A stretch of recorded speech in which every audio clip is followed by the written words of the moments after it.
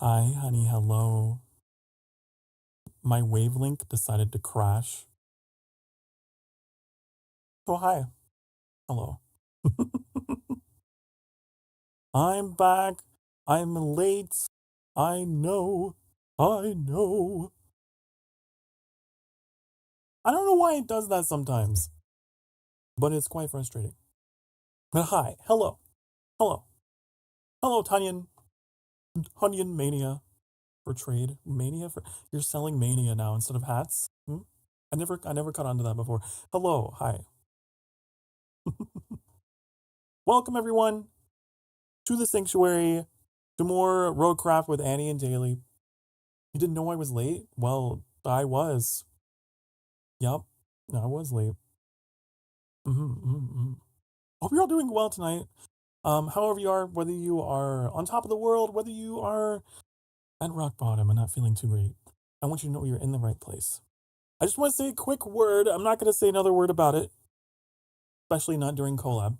But here across the pond in the States, we have drama, okay? Some drama. And I'm not going to talk about it, and I would politely request that anyone in chat not talk about it. We're just here to have a good time, play some games, hang out, right? So I just wanted to make that clear.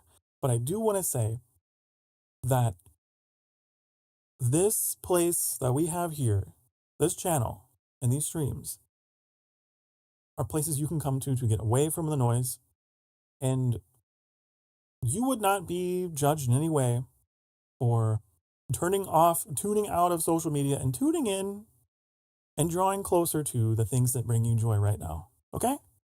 And that includes this stream, okay? So you sit back, you relax, you get cozy, and we are gonna make some roads, okay? All right? You don't know what I'm talking about? Good. Good. You don't need to know. You don't need to know.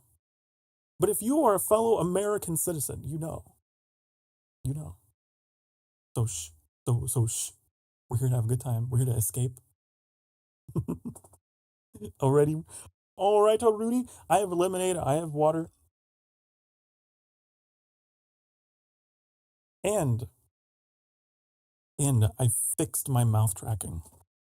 Yesterday, my mouth was frozen for like most of the stream. None of you told me. I can't believe.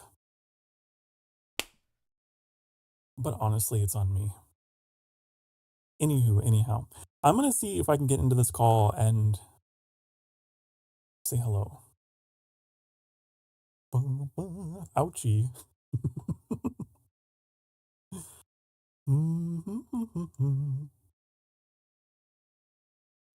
Hello.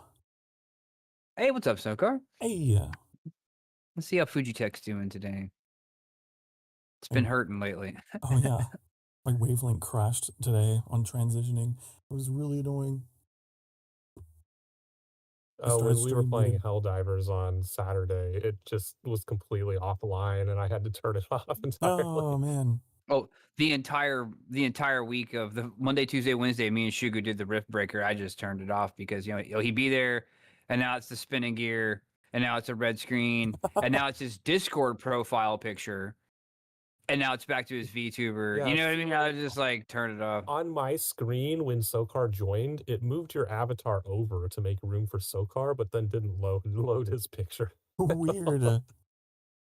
I'll see. That's weird. And it's like, it's not coming up. It's not bringing y'all's up for me at all. But if I double click on it to bring the properties up, I can see y'all there. Like it's very weird. Right now I'm just getting spinning gear around Mount Fuji. Mount Fuji. The tech is weak. Maybe we have to The like tech is not refresh strong. our links to our sources or something. I don't know. No, Fugi had a UI update on Friday last week, and ever since they did that UI update, it's just been completely broken and not working for anyone. I see. No worky. No worky long time. Okay. I gotta get this group thing going. Password. Industrial. I forgot we got that wooden bridge now. Oh yeah, I went back on the sunken map and started bridging my way up to that castle. It was so much easier. Oh yeah, I saw those pictures. That was cool. Put the work in. Oh, did you see one of the vehicles in the DLC was basically just a bridge layer? Yeah, yeah. Like, but I think they gives you, had like, that a temp. No, it from was added the in start. the DLC update. Oh, they that had just came pictures out. of it. They had some pictures of it, but Yeah, but it just carries like a temporary metal bridge that you can lay down and that's get cool. across and then pick back up. That's cool. The Crutch Layer 5000. I do think that's cool though. I just wish I wish they had been like, I wish the game was balanced for that from the very beginning. But it is cool. I'm also curious, Daily, how Annie's coming in for you because we were messing with his audio. Yeah, I was telling him we were messing with the Discord settings. Yeah, he's quiet. Like, I've got him at 200%. Well, I had to go in and turn the volume down on my game because engine's running and stuff like that. And I've got him at 200. I don't have any way to increase his volume any I got him louder. at 200 Does as well. Sokar not come through quieter? Because he also turned that stuff off. Sokar's more audible. I don't know. Let me see if I've got him at 200% or not. He's more audible, but he might be. I've only got him at 120%, and I can hear him much better. But he might have the mic closer to his face. He might be projecting from the gut a little more. I don't know.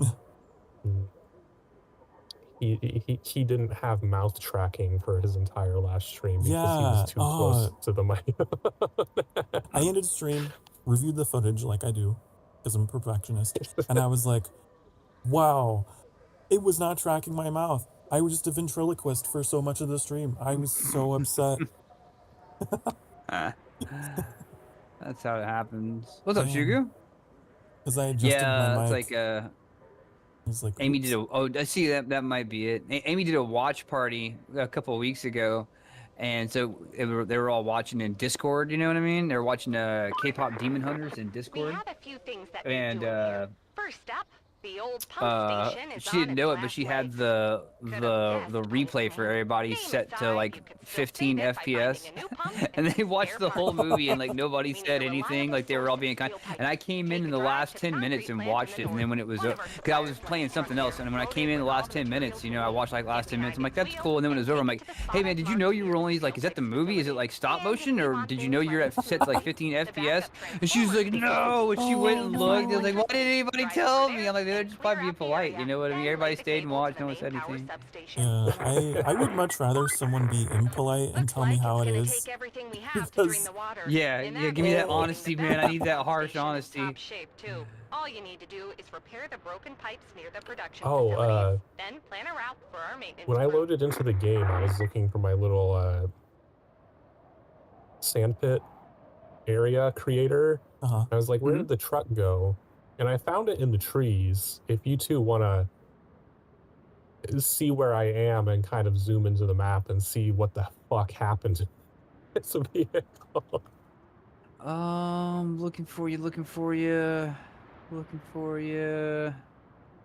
It's all the way over on the east side of the map. East side? Oh, I see you. Okay. What the heck, man? What happened? I don't know. It looks like someone, like a giant, tossed it into the fucking trees like a Tonka truck. Gotta figure out this. Yeah, it looked like it got dropped from a plane and just landed bad. Does it still work? Oh, I definitely have to recover it. There's no way out of this. I got my reactives working.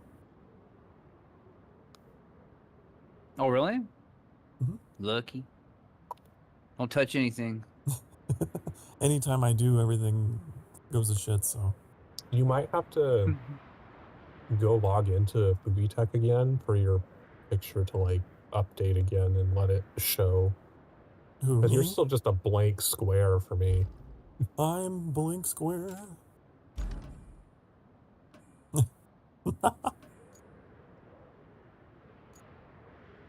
Oh man. Okay. I was trying to get my scout vehicle over there, but... Yeah, me too. I totally wrecked just attempting it. I don't know where I am, and I don't know how I got there. I thought I went somewhere else. I can log into the Fugi thing quick. Fugi. Oh, you're appearing for me now. Weird. You're no longer invisible. Okay, so I logged in. I just had my URL autofill to the group URL, so you guys are like in a tab. It's weird. But that worked? That was by accident.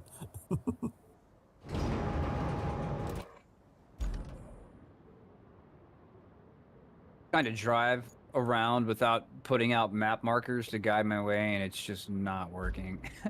I'm getting lost. I'm going on the wrong side of the map. I'm going the wrong way. I'm in a crane. I don't know how I got here. Where's my truck? I'm in a crane and I'm scared. I don't know how I got here. Here. No. Please. There. Okay, I'm free. I'm crane purgatory.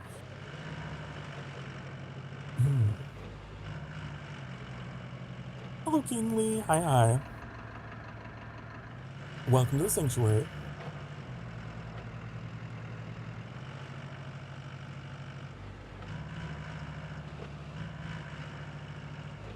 I was playing American Truck Simulator off stream the other night, and I swear they added things like wildlife crossings, and whenever you like are running short on time, they play like really fast music, and it's like, what?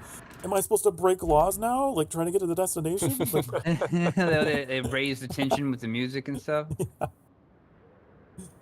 It's so funny. They're watching. So crazy. It'd be funny, like, if there's a cop nearby, it starts playing the Jaws music.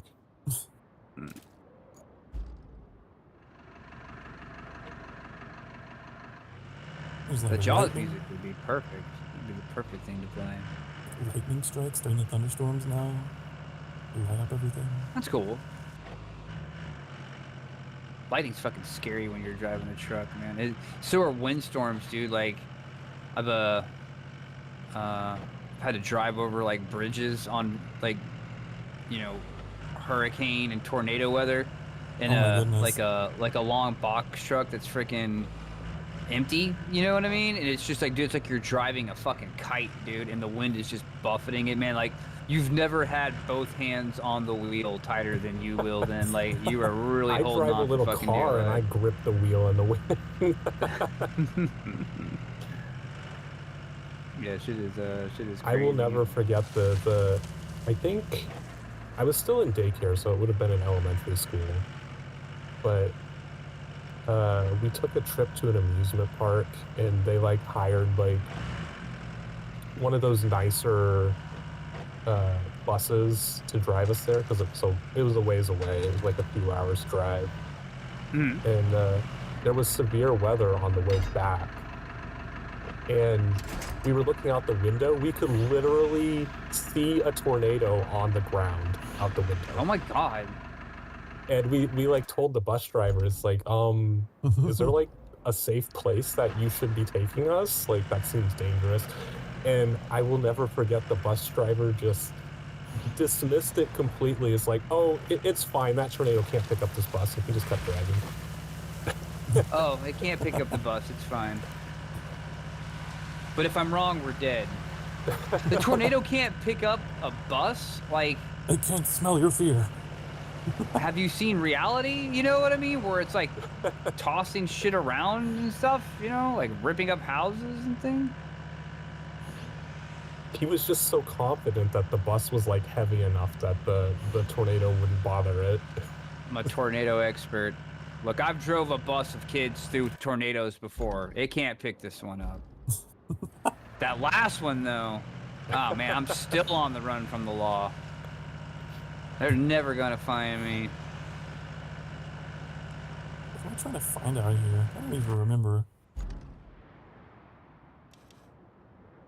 You looking for rocket parts? Maybe that's what this doing. is. I wish you could just. Oh, we're about to be objective. both looking at the same time. I'm heading that way too. Yeah. Okay, that's what that is. Okay. Sokar, you should join the shared chat. Oh yeah, I sent you an yeah. invite.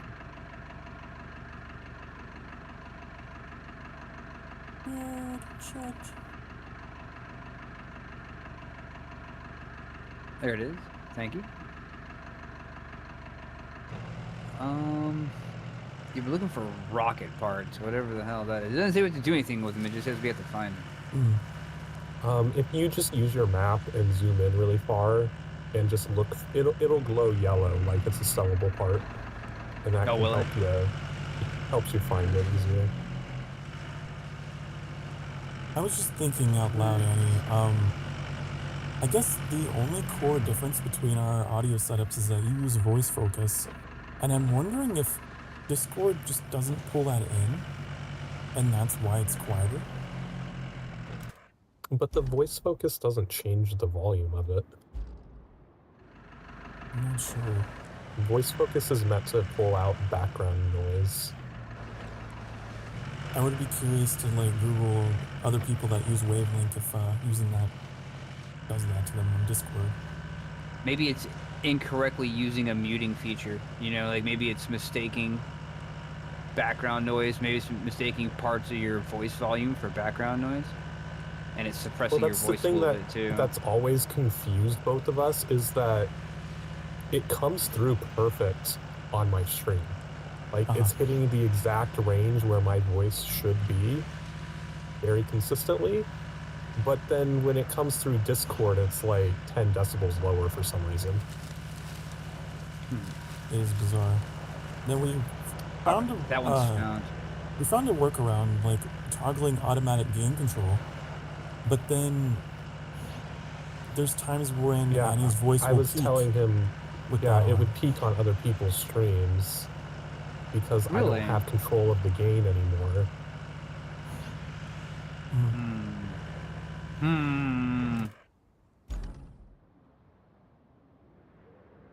So those sons of bitches.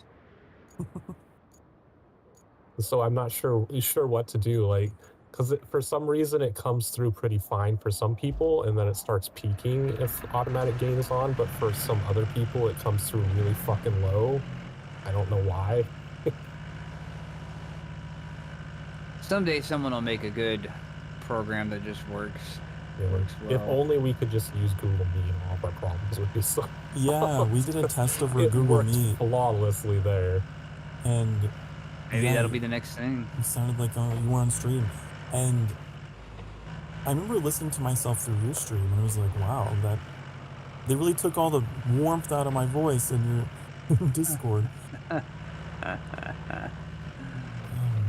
Just the audio codec they use.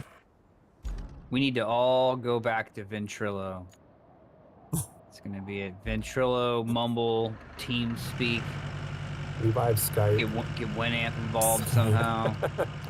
Yeah, Skype call back before Microsoft bought it. Skype calls were good. But we did this with everybody did. Oh yeah, he's gonna Skype me later. You know? They fucking discontinued Skype. I think if it's not shut down already, it's being shut down in like a month or two. Like they're literally just completely pulling the plug on Skype. Remember those noises it would make? Bought out the technology and integrated it into their own shit. But Microsoft, it's like dude, Microsoft's integrated stuff is ass, man. Like they integrated cloud storage with that one disk bullshit or whatever it is, man. And I know I had some problems with it. OneDrive, and dude, like Dubs just about lost a whole project, like multi-month project he was working on, and he was fucked up. Like we didn't stream Moria last Monday because he was in a rage. Like he was like, dude, I'm not good, man. You know, I am not good right now. And he was like, dude, we can try, like I can fix it. I'm like, nah, man, like just don't, it's all good, dude, don't worry. He goes, it's just gonna be me griping the whole time about Microsoft. And I'm like, dude, no, I understand. I was telling him I didn't know. I kept getting push notifications from OneDrive when I first got this computer. It came with Windows 11, and I'm like, huh, okay, so it's some kind of Windows built-in cloud storage that it wants. And I didn't think much of it. I just closed the window repeatedly. It was like not too bad of a problem, just a little bit of an annoyance. And then one day I log in and I see a lot of my like photo files and picture files and video files and music files have a OneDrive icon on the file icon. You know how when you have a shortcut, it's got the file icon, but it's got the little shortcut arrow down in the corner. It was that, but it was some kind of green OneDrive icon. I'm like, what the fuck is this? And why is it all over my files? And I'm like, oh no, like I don't know what it's doing. I don't like this, man. Like I had to go Google like how to get rid of OneDrive off your computer. And I just got the whole thing out of there, man. Got rid of it. It's gone. It don't even exist on my computer anymore. But it was not add, remove programs, remove OneDrive. Like you had to do a few steps. You can't truly get rid of it, but it is possible to disable it if you don't want it. Yeah, it is. I So made the crazy how mistake. Skype went from Band-Aid levels of name recognition to just and it's because Microsoft bought it, and it's not the first thing Microsoft has bought that's immediately shut down and removed. It used to be Well, what you did. You did it bought Skype it. calls. There were like very specific pieces of technology in Skype that Microsoft wanted to integrate into their MS Teams product. And then once they had copied all of that stuff out and used it how they want, like now they have no reason to keep Skype around. Yeah, well, why fund your own competition, you know? I was gonna say, I made the mistake of, excuse me, of installing like my streaming setup into my OneDrive. And then whenever I changed computers, then all of a sudden OBS is like, I can't find these things. And I panicked. I was like, is my entire streaming setup gone? Yeah. The main problem that people had to have with recover it. OneDrive is that a lot of programs in Windows, so what OneDrive does is it backs up all of your files. And that's fine, like backups are cool, it's good to have backups. But OneDrive takes it one step further in that if it suddenly decides that you don't need those files like locally saved, it will delete them off of your computer and keep them only in the cloud.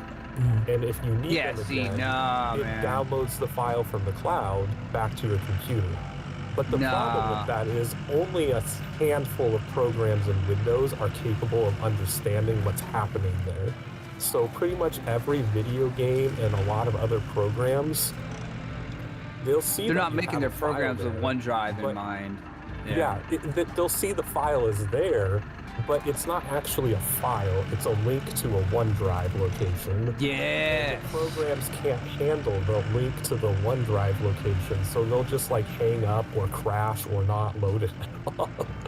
And there's That's no wild, indication that man. that's the problem. So if you don't understand, it's like, oh, maybe OneDrive deleted that off my local file and I just need to go download it again. Like most people don't understand they need to go check that. So they just freak out. I found a toy car. Yeah, I saw that. I wasn't sure how to get I just to put it. a marker on it. Put a marker on it. You get to it with a crane. Rocket. Yeah, that's great. What Dubs ran into is that he went to go like mess with some of these project things he was working on, and it was like OneDrive was full and it kept crashing. Every time he tried to like get it open and work with it and open the app, it would crash because it was too full. And then they were trying to sell him a monthly subscription to expand his OneDrive space. And it's like basically holding his files hostage. You know what I mean? Like, you know, if you had more space, it would work better. You motherfuckers. I've never ran into that problem because we already pay for Office 365 just to have Microsoft Office programs. And that comes with like a gigabyte of storage just by default. And I don't know, I don't plan on ever using a gigabyte of cloud storage. No, me neither. Dude, I bought a 4 terabyte SSD, and I did it because I want to manage my own storage. I didn't ask for your help. I don't want your help. I'll let you know if I need your help. Keep your hands off my porno folder. I don't want your hands on my porno folder.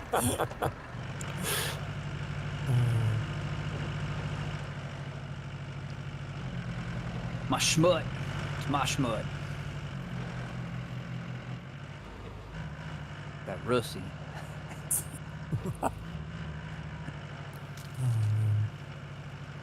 A lot of those features are just like for... They're trying to make it like as user-friendly as they can. Oh my god. I just thought too Kelly is like this game's new version of the Microsoft paper. There's a community-driven project to try and bring Clippy back. You're right. She is. She's the Clippy of RoadCraft. They should bring Clippy back. Those were annoying but nicer times. So innocent. Innocent times. Man, where is this thing?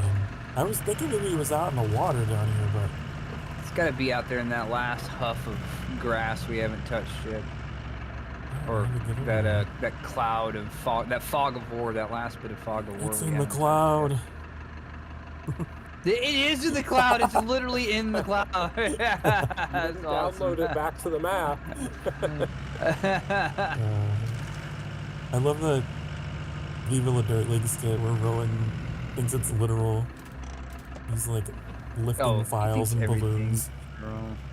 Been watching. They got that 3-part saga going on right now with Fireheart and Gronk Boy, and they released the 3rd and final part of it today. Oh, for really? regular Cool. viewing. Watch that. Yeah. Oh yeah, I just saw the notification. It came out like... Well, I don't know if it came out right when we went live, but I got the notification right when I went live. Fireheart's like one of my favorite Ben characters. I would love to see him in everything. Ben does the best characters.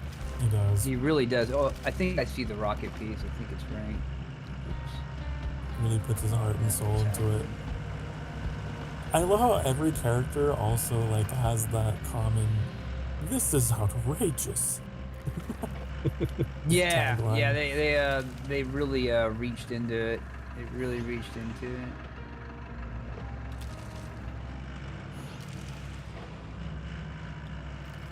We were watching a bunch of them that we hadn't seen before, like of them going up the mountain on their horses. And... Oh yeah. Oh, that's Ben and Rowan's like arguing trope that they do. Oh really? Oh really? It's like the horse pocket, and Ben wanting to save his empty healing potion bottles, and it's like, no, you just eat the whole freaking thing. You just eat the healing potion. There's no bottle left over, and like he's crunching on glass. There's a whole, but the one where he travels through, where Rowan tries to get around the invisible barrier, and it's just like a super tiny tree that's fallen over the road. Like they argue about that back and forth real hard, and then Rowan does it and goes tripping off out of existence. They have such a great dynamic anytime those two do anything. I do. I like. Oh, they had that goes all the way into the PUBG thing where it's they're trying to hand each other a backpack, but it's like you can't. I don't know how it works exactly. It's like you can only have one backpack. It's like a unique item. You can only have one backpack on you, and it has to be on your back. And it's like, well, I found an extra one. He's like, well, just hand it to me. And he's like, you're gonna have to come get it. And he's like, well, why can't you just hand it to me? And they end up arguing back and forth. Because every time I pick up one, it drops the other one on the ground. And he's like, all right, no, you hand it to me. And he's like, oh, what happened? You know what I mean? He's like, oh, All right, provide assistance to the production facilities. Assistance. Which vehicle is the assistance vehicle? Apparently it's... That might be the plotting route thing that I'm trying to build the road for. This one is clear the area of objects and deliver objects. I'm gonna get started with some clearage. I tried to press L1 to bring up my map. No, I was watching some of your Genshin. Was it last night? Some of my non-mouth moving Genshin. Night before. You didn't say anything, Daily. It was only like no, that. I didn't. I was big lurk. I just I had it over on the side. I like the colors of Genshin Impact. It's nice to just have over on the side. It's got good color palettes. A lot of people lurk and it's fine, but we were both complaining to each other that the exploration in this new region is probably like the worst of all of the regions that they've had. In Genshin? I've been playing it a lot because I only play Genshin off stream. I have no interest in streaming it. But I've been getting so bored with the exploration because like all of the chests in this region are like guarded by the same group of 4 enemies. It's always just one very strong enemy, and it's one of the same 4. And it's just like I'm so fucking sick of just battling the same goddamn 4 enemies over and over. I really like the region, I understand that. but there's like a copy paste thing going on with those encounters. It's weird. It's weird, and I don't like it.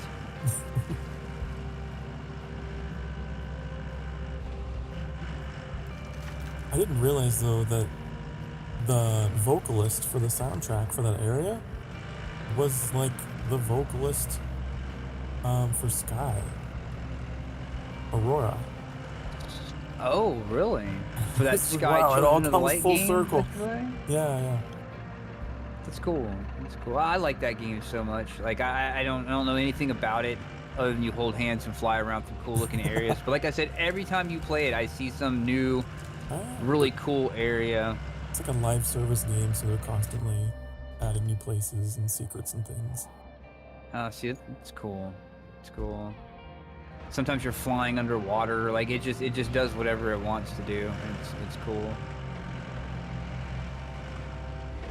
I saw one. It was probably like 3 weeks ago. Y'all were flying through like an underwater gorge or something like that, and it was just cool. I was like, oh yeah, look at that. That's different, you know. And sometimes you're flying through space, and sometimes you're flying through a sunset, and sometimes you're in the snowy Christmas-looking village, and everybody's holding hands and being cool, and it's just got a good vibe. I honestly feel like if I knew too much about it, it would ruin it.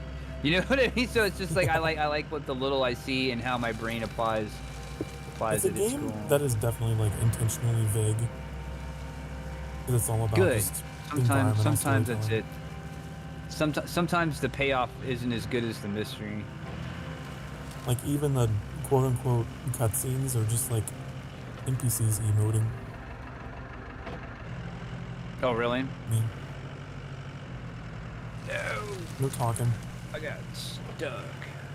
The fuck got stuck. Another toy out here. What do we bring them to? Do we have to like sell them? Yeah, you take them to the Yeah, you take them to the construction depot and you can sell them there if you want. Yes. The toy cars go there as well. Destroying this person's porch to get to this toy. I gotta make a bridge. It won't break. I have to make a bridge. If only I had a bridge layer vehicle. Unbreakable. Unbreakable porch railing.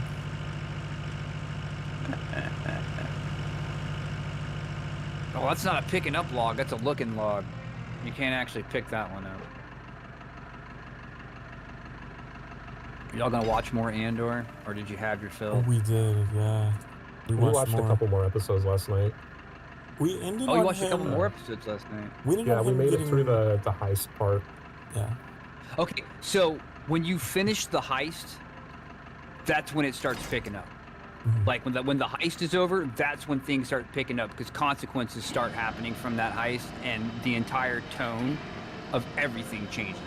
Whenever, because like I think I don't want to say what happens, but when the heist is over, there's consequences and fallout, and the entire tone of the entire series changes whenever you hit that, and it's significantly better. Up until the heist, it's very slow. It's a lot of character introduction, like y'all were talking about, a lot of different characters, a lot of different settings and places.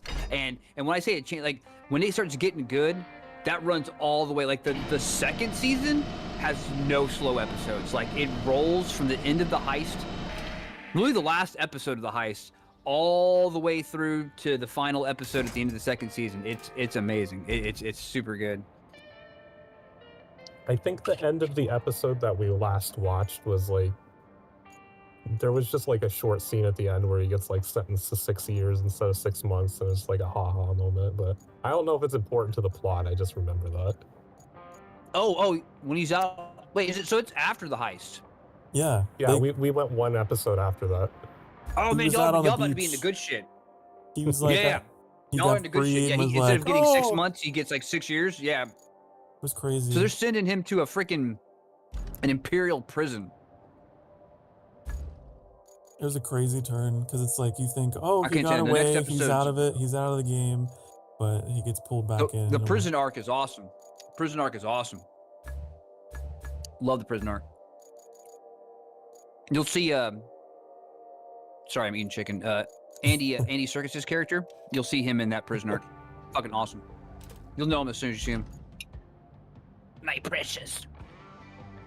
Another thing we've been commenting on through the entire thing is we keep recognizing all these people as like, oh, they were in Game of Thrones. They're all in Game of Thrones. There's so many of them. Really?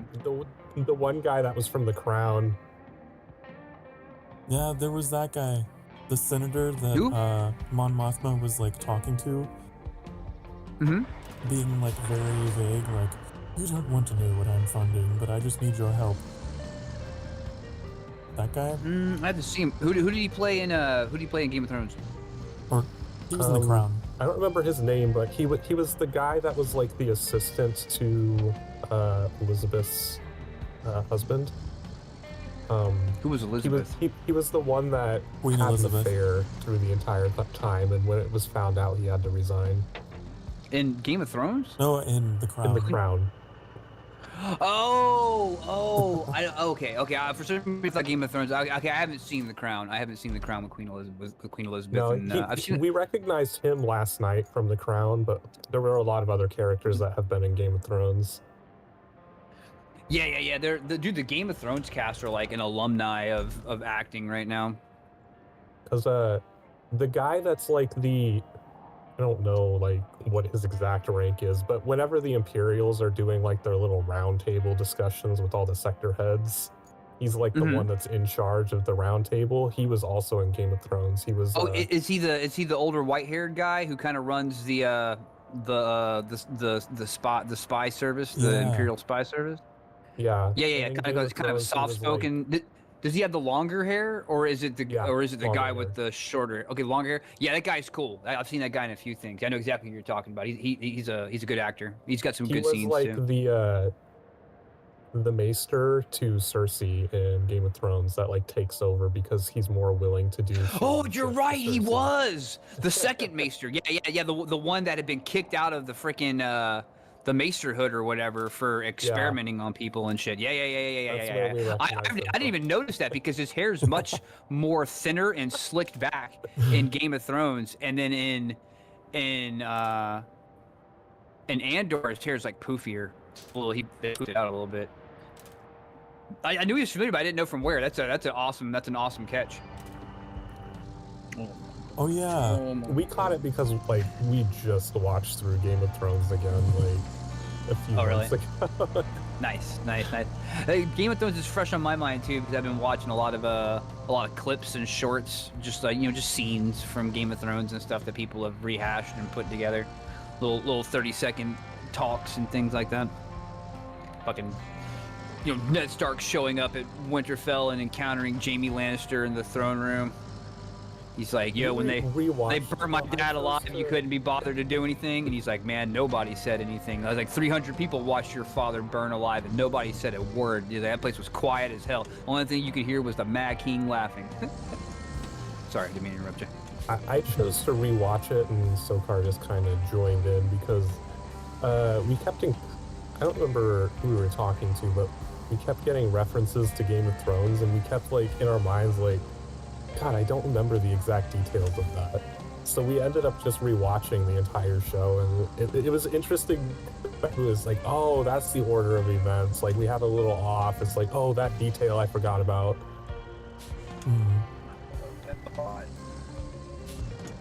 Yeah, man. So yeah, I'm looking forward to it. Y'all should definitely do some more Andor because y'all are there on the hard work.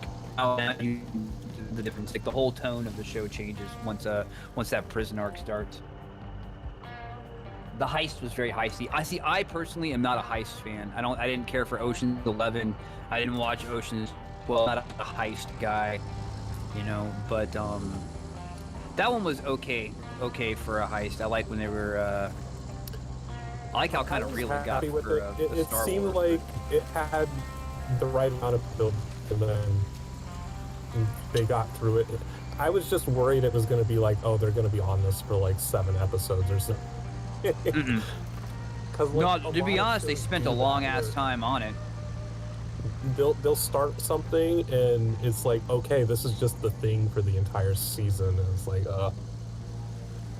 No, I wouldn't have liked that. Like, to be honest, I felt like it was 2 episodes too long. Like, but the consequences of them successfully stealing that money, it was like a quarter of the freaking military budget for that sector of the galaxy. Like, it was a huge amount of money. Like, the Empire has to respond to that.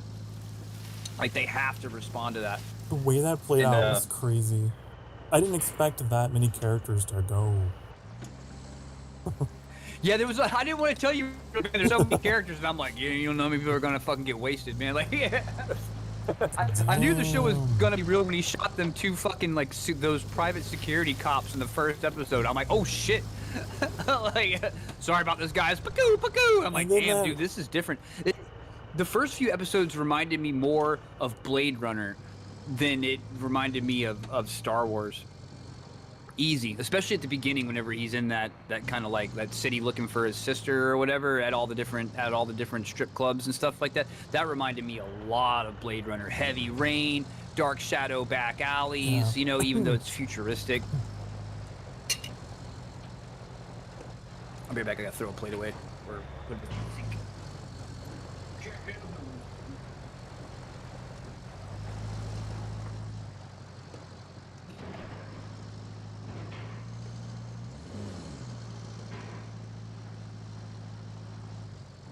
Yeah, next week's Andor discussion will be far more interesting. Oh crap! I gotta go tell the kiddo it's time for a bath. Okay, go ahead. Sorry, what was it? Go ahead and finish your point. Oh, I was gonna say I got Annie into it enough that I got Annie to look up like what happened to the clones. Because we were wondering like, all the clones from the Clone Wars and shit. Yeah. Oh yeah, because he had asked, it's like, when did they stop using clone troopers? And I was like, I don't know. I guess I'll go look it up. They did. A lot of them became stormtroopers, if I remember correctly, and then eventually they started just hiring out regular people. Well, because I think Camino got fucked up. I think the clone factories on Camino, which was the only place they made those, I think those got jacked up. So I think the only clones they had were the ones they had. Because they had accelerated growth cycles, also meant that they had short lifespans. The initial idea of the clones was just to be overwhelming force for the initial invasion and like takeover, and it was never suddenly like the intended purpose of keeping that a clone army at all times. So they like slowly got phased out as they were just dying off and replaced with stormtroopers instead. That reminds me of in Warhammer 40,000. I'm not gonna do that. I gotta go tell the kiddo it's time for a bath. I'll be right back.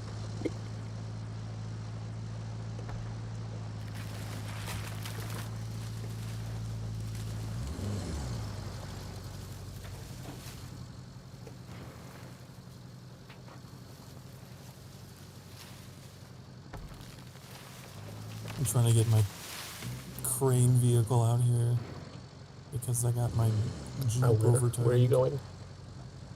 To that toy I was trying to get. Overturned already? I flipped myself over trying to get the toy.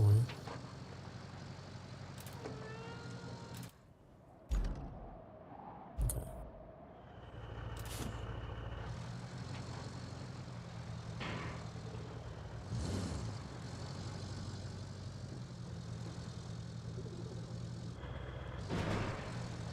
Man, come on.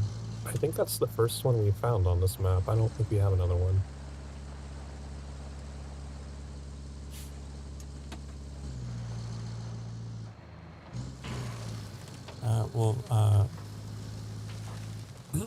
Daly and I found another one out there that I think he marked.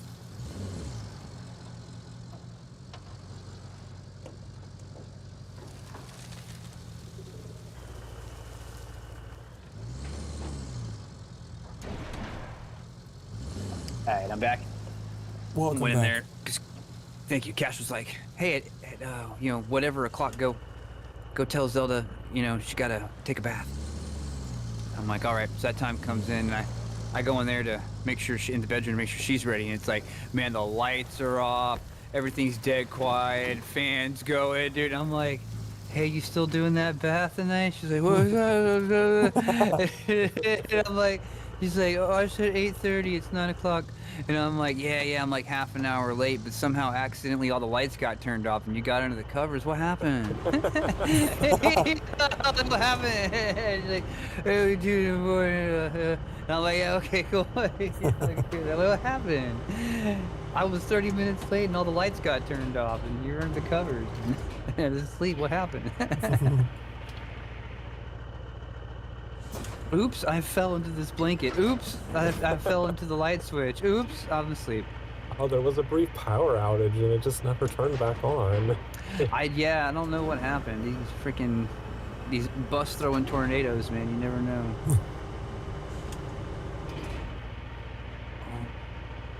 I am going to cut some logs, I think, and build this bridge so I can get my... Oh, the other thing we were looking up was the little badges that the Empire wears. He was asking me, it's like, I wonder if those have any meaning. It's like, I don't know. Are you talking about like the little blue and red? Yeah, they're medals. The little... Huh. Yeah. They have them like Star Trek's got the pips. 40K, like the Space Marines have. They have studs, like little studs that they put in their forehead, and those represent how many years of service they have. I want to say a silver stud is like 25 years, and a gold stud is 50. So if you see a Space Marine with 4 gold studs, man, that dude's been in service for like 200 years. He will destroy you. Somehow they just get faster and stronger the older they get. There is a point where they get weaker. A guide, and like apparently they do have meanings and correspond to ranks within the Empire, but I don't know. The chart seemed kind of convoluted and confusing, and I just had the impression is like, God, the military would be so dysfunctional if this was an actual method of trying to identify ranks. People would be so confused all the time. True. Yeah, it's probably the fans that went through and officialized everything, or maybe the ranks are explained by some, you know, third party or sideways book. You know, maybe there's conflicting reports. To read like all of the lore, but like just skimming through it, it sounded like the ranks were only official ranks for like a couple of the episodes of the series, and then there were a couple of episodes where they were just random nonsense due to like costume errors where they didn't like make them correctly. So like they kind of half have official meanings and half don't have meanings because they filmed with bullshit. Yeah, I never their ranks, they were all like, it was so convoluted. It's like I don't care enough. It's getting too confusing. Keep it so a ranking system is supposed to be simple to understand, so that the uneducated soldier amongst your ranks can take, even the dude who can't read can look at someone and see. That's why they use pictures and colors for people who are too stupid to read or never learned to read. You know what I mean? And then they can be like, oh, this is, you know, Major so and so. So if it's like too complicated to read right away, the whole concept's gonna fall on its face. That was my entire impression of the system. Is like, a newbie coming into this would not have the slightest clue who was in charge. Or you had you had like the Romans who made it very visible with like their helmets. Oh yeah, bald eagle insignias on their banner and shit. Sorry. I keep referencing the Roman bald eagle. I don't know. It's the second time I've referenced it in the past hour. Actually, I'm on a roll. It was funny. I swear that's what I saw. I went to go look up when the actual game comes out, but it's like not till November or some shit. Yeah, I know the demo's out It's like till the sad. 16th, but sad. Just that one screenshot you sent did more for me than all the trailers combined. Because my favorite part of games like that is like the beginning. I love the beginning when it's just a forest and your log cabin and like a dirt path, and that's exactly what you sent a picture of. I'm exactly the same way with all sorts of games. Like, I love building up the city in Anno, but then it's just like, okay, now just sit here micromanaging and upgrading. Yeah, once it becomes this massive management thing, it's not nearly as fun. Because I do the same thing in Civ.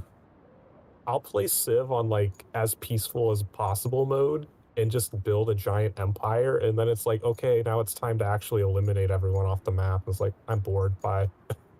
I'm bored. Yeah, I always make sure I get stuck in early and draw lines on who my allies and enemies are going to be. I decide at the beginning who I'm going to war with, and it's usually a fight over territory on the continent that I'm on, and I always make sure there's like as many AI opponents as possible on the map. Like I want as many to be on there as possible, so like just taking out one doesn't immediately put everything into my own favor. I like it when they fall into their own wars and shit until eventually there's just one of us left. I don't mind using diplomacy either. My allies will always be my allies. I've always had the strategy of allying with the weakest players and creating just like a power block, and then taking out the strongest one, and just keep taking out the strongest one. Oh, so you did a Rebel Alliance. Got you. Oh man, I can't wait till dude, y'all got through the hardest parts of Andor, man. I can't wait to talk more after y'all have seen a few more episodes, or even just the next episode. It's it gets a lot cooler. It gets a lot cooler. What building am I taking the toy to? The construction depot. Construction depot, yes. It is located next to I think it's like the right other next side of to the one map. of the, oh my god, okay. points. But yeah, it can be quite a drive because you can't fast travel with it. Where's it at? Okay. It's in like the lower left corner. It's like next to the... It's like right next to that base that's down there. Oh, yeah. Construction, yeah, it's right next to there. Ah, shit. Yeah, you're going to have to drive that MF for a long way. But fortunately, Annie's made a fantastic series of roads. You can work like, your way usually right when on I down. go pick up the trucks, I will like get the one that's furthest away and then pick up other trucks along the way instead of just driving one. I gotta get down to the dam then. First objective.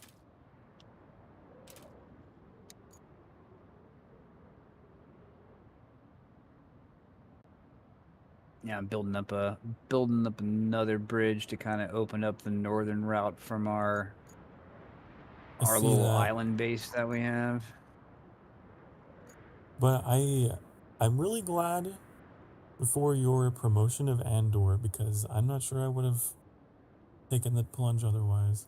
Well, Disney wasn't going to do it, so, you know, the fuck. Good one.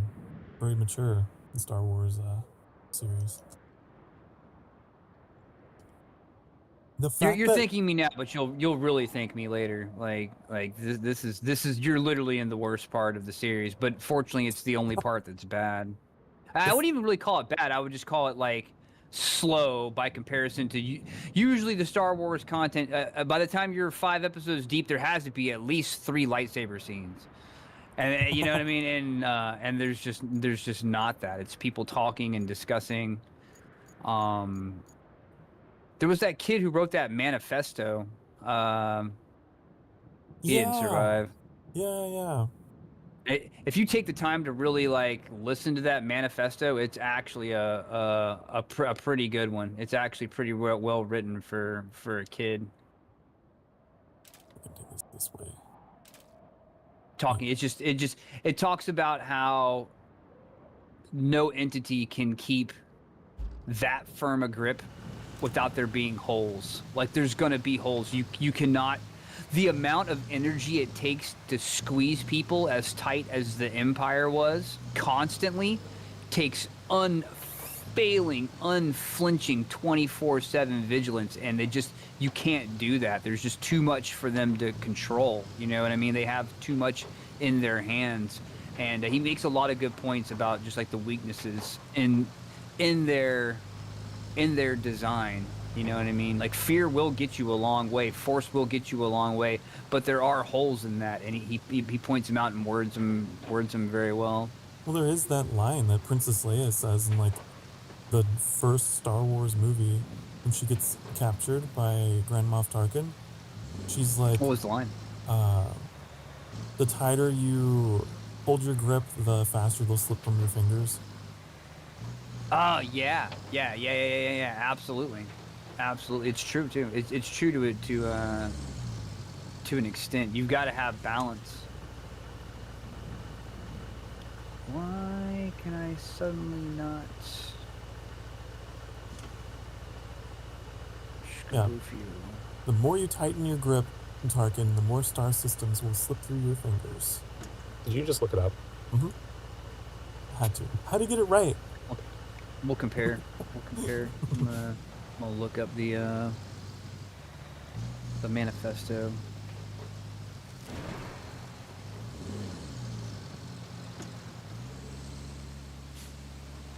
Man, I wasn't expecting that guy to like turn against the entire rebel cause either. He was like, we could leave, you know, just take it all and go somewhere. And then Casson, was that his name? He's in the kid who plays Nemec. The kid who writes the manifesto, he's in Alien Earth. He's one of the main characters in Alien Earth. I think that's all on my record. Yeah, he's really good in Alien Earth too. He plays the same kind of like heartful but frail looking kid. You know what I mean? Looks like he's way too young to be doing what he's doing, but he's intelligent.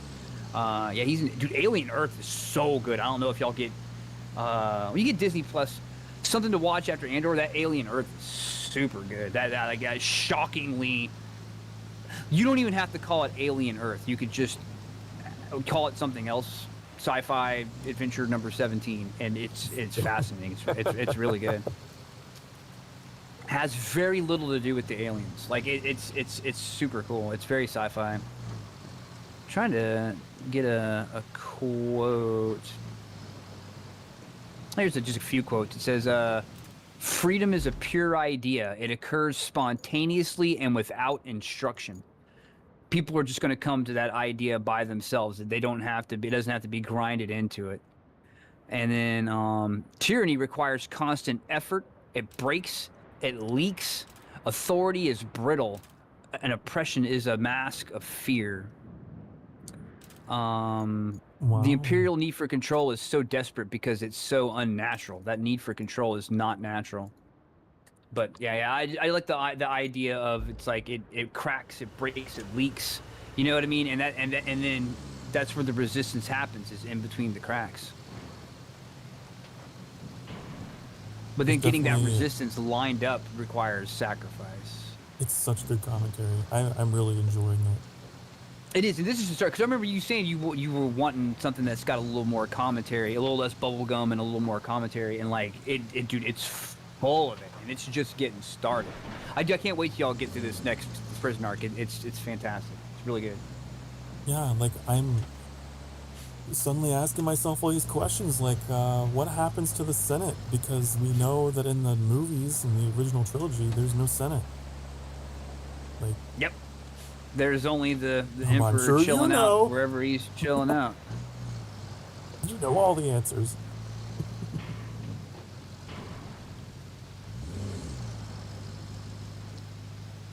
I also really appreciated the realism of like whenever they would get in intel on something, they wouldn't just be like, oh yeah, let's just go on your gut instinct.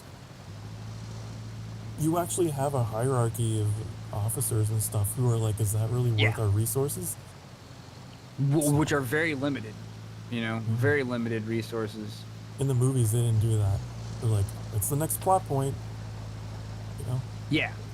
Yeah, which it kind of had to as a movie. It kind of had to do that. But Andor takes its time, dude. Like I said, I heard someone say one time that it really makes you work for the payoff. Like you have to listen, you have to pay attention, you have to be invested. It has to be something you want. But it's so freaking worth it.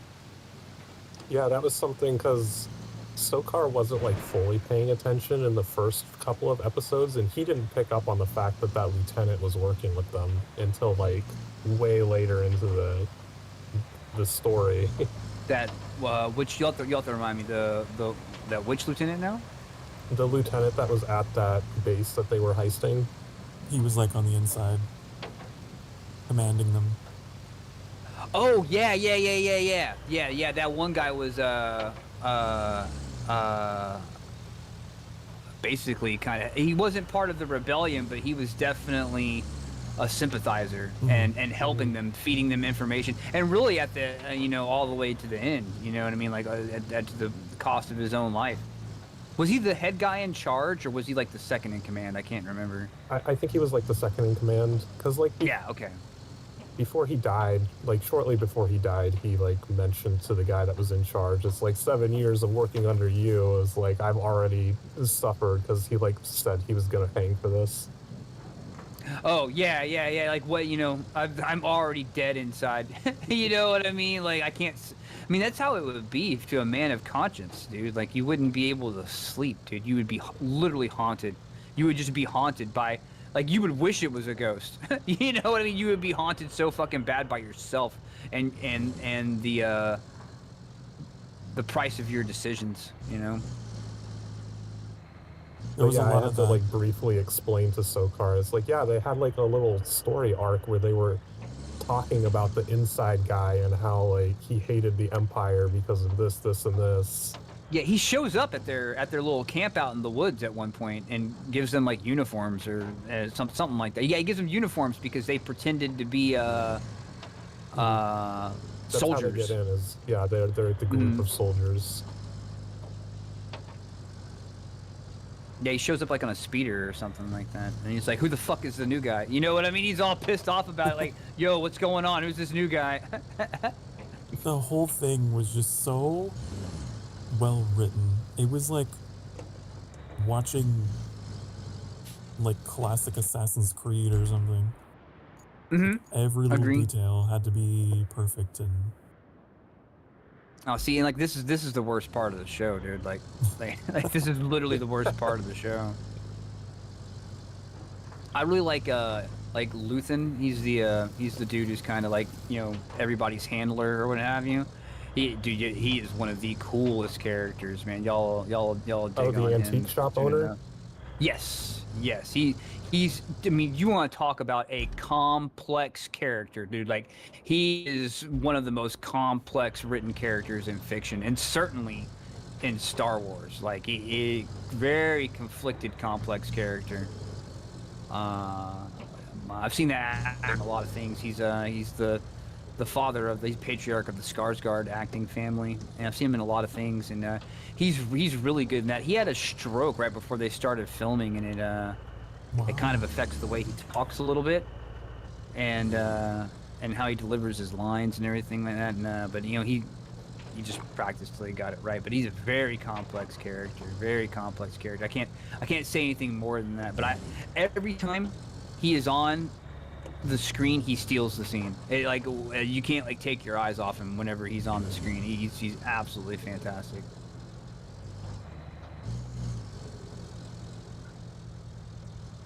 yeah. The next I'm episode, y'all should go at now and go watch names, it. so we'll I just refer to all the characters by stuff like that. It's like, oh, he's antique shop guy. Yeah, no, that's fine. I mean, there's a lot of characters and a lot of names. You know, I mean, there's a lot of characters and a lot of names. The only reason you get Andor is because he was in a previous movie. And the title is named after him. There's just so much, like, friction between people that are on the same side. Like, between him and Mon Mothma, it was like, oh my goodness, this could crumble. Oh, Luthen and Mon Mothma? Yeah. Yeah. Luthen's not a... I'm not gonna say anything. Mon Mothma is probably the most innocent, well-meaning person out of everybody in the cast. Like, she truly wants what's best for the galaxy, what's best for the Republic. She's a good person, you know what I mean? Like, she's had to do like some political stuff, but you know, it's all been for this greater good. She's very much a big long-term thinking idealist, you know, like to a T. The Andor did more. Like, I've known about Mon Mothma since the OG Star Wars, and never gave a fuck. Like, worthless throwaway character in everything she's ever been with. And in this, she's very much an amazing character. She's just a real. They really make her a real character. And it's the same actress that's been Mon Mothma since they put out episode 1. It's been the same. I remember one. even Family Guy making fun of her in the Star Wars episode. She'd pop up and talk about the planet, and they're like, "Who's she? I don't know. She just showed up in this episode." Like, that's exactly right. But she was a character because, you know, the fans of Star Wars went through and assigned personality and character and background to every person that popped their head up. Every pilot that was in an X-wing, you know, they had limited material, and so the Star Wars fandom just flushed out everything and everyone. So there was a character named Mon Mothma that had a history. It had all been written or whatever, but it hadn't really been brought to life at all, you know, like until this. They needed a leader to like inspire the troops before they went out to the Death Star. They needed a figurehead. They needed a figurehead. You know what I mean? And like I think she had one scene. Mothma probably. See, I'm trying to think what Leia was up to at this time. Because so Leia was ahead of the Rebel Alliance, and this is before the Alliance. This is about the forming of the Alliance. And so Mon Mothma was pretty much the leader, like the figurehead. She wasn't the general or what have you, but she might have had the rank of general. But she was probably the highest ranking person, their president, so to speak, their prime minister, if they had one. And the one who spoke for all of them and was the figurehead for their ideals and values and stuff like that. But I don't know at what point Leia becomes heavily involved in the Alliance. She was in the Obi-Wan series, but she was just a kid then. She was just a little 8-year-old running around.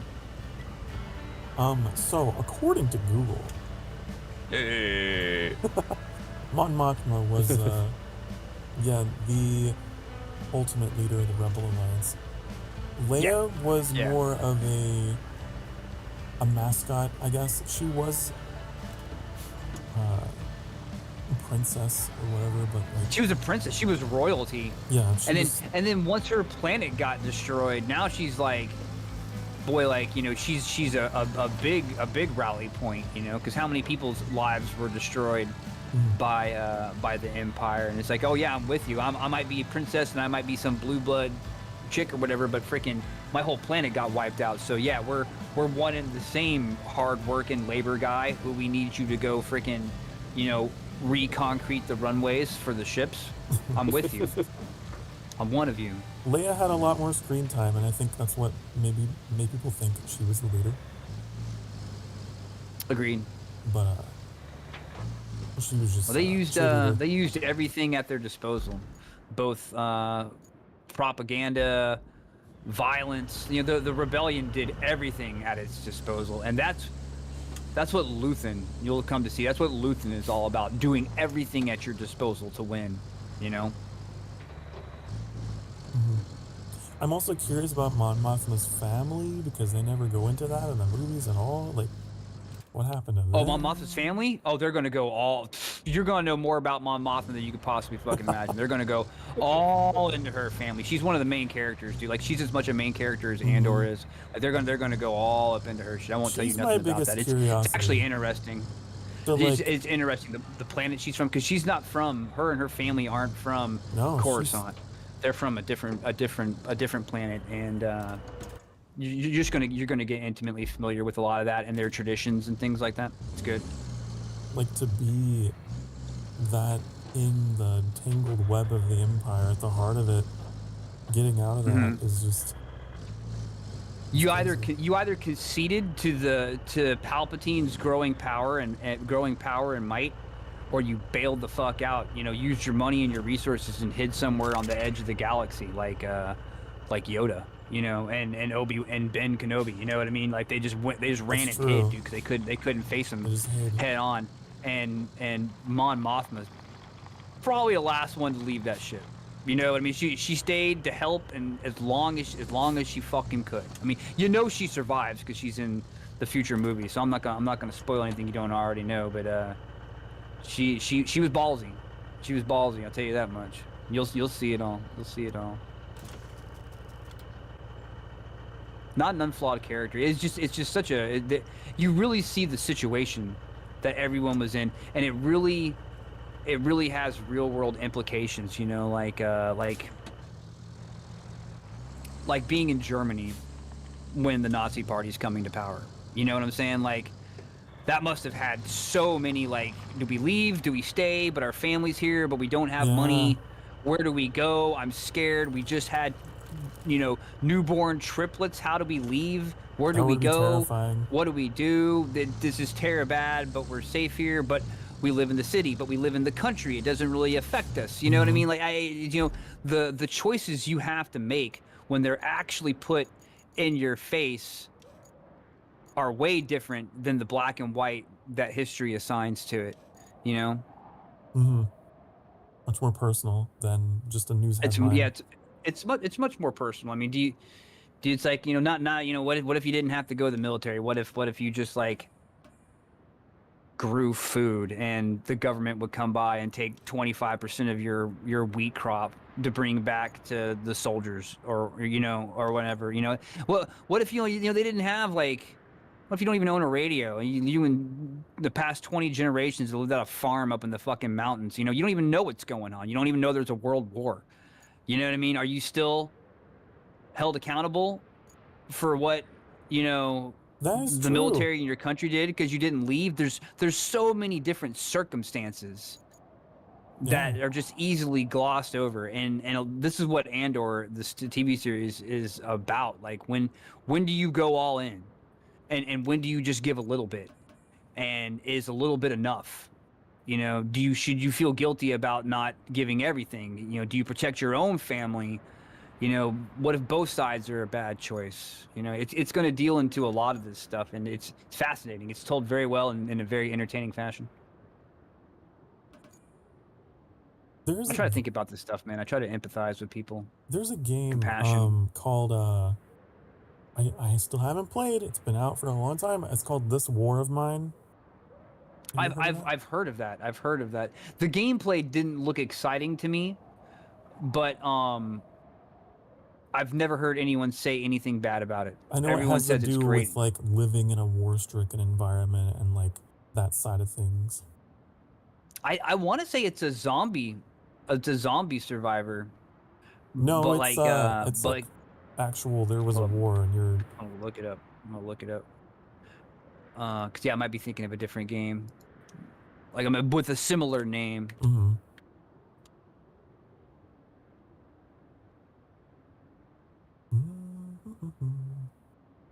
Or clear objects, don't we?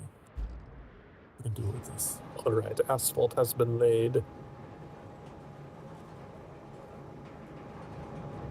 Oh, you're right. It's not a. Take a drink now. It is the game I'm thinking of, but for some reason I thought there were zombies. Yeah. Because so many apocalypse scenarios have zombies in them these days. Well, it's like you go out, you find supplies, you come back in, you deal with the surviving people, you batten up your windows at night and shit like that. So, you know, I thought it was to. No. Yeah, survival war atmosphere. I'm determined to find the zombies in The here. enemy is man.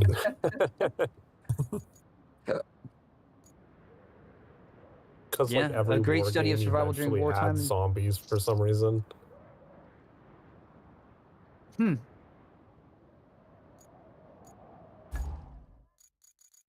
Andor reminded me of that game. Yeah, I'm looking at it now. It's there's a lot of similarities. It's a great study of survival during wartime and civil collapse. Yeah, it's yeah, damn. I didn't know it was about that. I might have to rethink it. I might have to rethink it. I was talking earlier about how Larkin sent me over a cause I'm a big SSX fan. There's a spiritual successor to SSX that just put out a trailer. They got a game coming out later this year, and it's like it's totally like, you know, they're like it's time to get tricky, and like a lot of people think the best SSX game was called SSX Tricky, and like it's totally like no one else is doing anything with this franchise. Let's make a 100% knockoff. But it's an indie. But it was published by Acclaim. When I saw the end of the trailer, I'm like, oh, Acclaim. I was like, didn't they go out of business? Like, I haven't heard of Acclaim in forever. And I found out today they're back. They're back with 9 new titles. I thought they got bought up by Activision or what have you. But no, Acclaim is publishing again. They did, back in the day, it might be a little bit before y'all's time, they had a bunch of big hits like NBA Jam and some you probably would have heard of. Acclaim. I never really played any like sports kind of stuff. Oh, NBA Jam was just an arcade game, dude. Like, it was like you had like giant big heads. It was 2v2. You ever heard like the phrase "he's on fire"? Like that's from NBA Jam. Like literally, like if you hit like 3 shots in a row, like your basketball would burst into flames, and then you would do like a 7 times flip in the air and come down and dunk it, and the thing would explode. Like, it was way over the top, but it was cool because it was an arcade game where you could basically make an account on the arcade game and then put your password in and pick up where you left off. With whenever you would win a game, you could increase the stats of the character that you made, and so you could kind of return to it as an RPG on the same as long as you were on the same machine. I remember there was a baseball game I played that was like that, where the baseball would turn into a fireball if you hit it right. Yeah, stuff like that. That kind of stuff was inspired. Okay, so they did ones you might have heard of. They did one of the Turok games, Turok Evolution. Ooh, I like they that. did the Burnout games. They did some of the BMX games, Dave Mirra BMX, PlayStation 1, BMX XXX, the ATV Quad Power Racing series. They did one of the Worms. They did, let me see. Yeah, they did the OG Turok Dinosaur Hunter. They did all the Turoks, Turok 2. They did a South Park game. Going back to the NES, they did Wizards and Warriors. Nintendo 64, they did Extreme G. They did a lot of wrestling games back in the day. And then eventually they just went out of business. And I thought someone else bought them up, because a lot of their franchises are still alive today.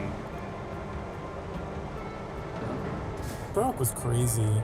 It was like GoldenEye with dinosaurs. Dude, the OG on N64 Turok was a really cool game. They did Rambo on the NES. Everyone hated that game. I loved that game. I thought it was great. It was the one game I wanted for the NES whenever the NES released. I was just a little kiddo.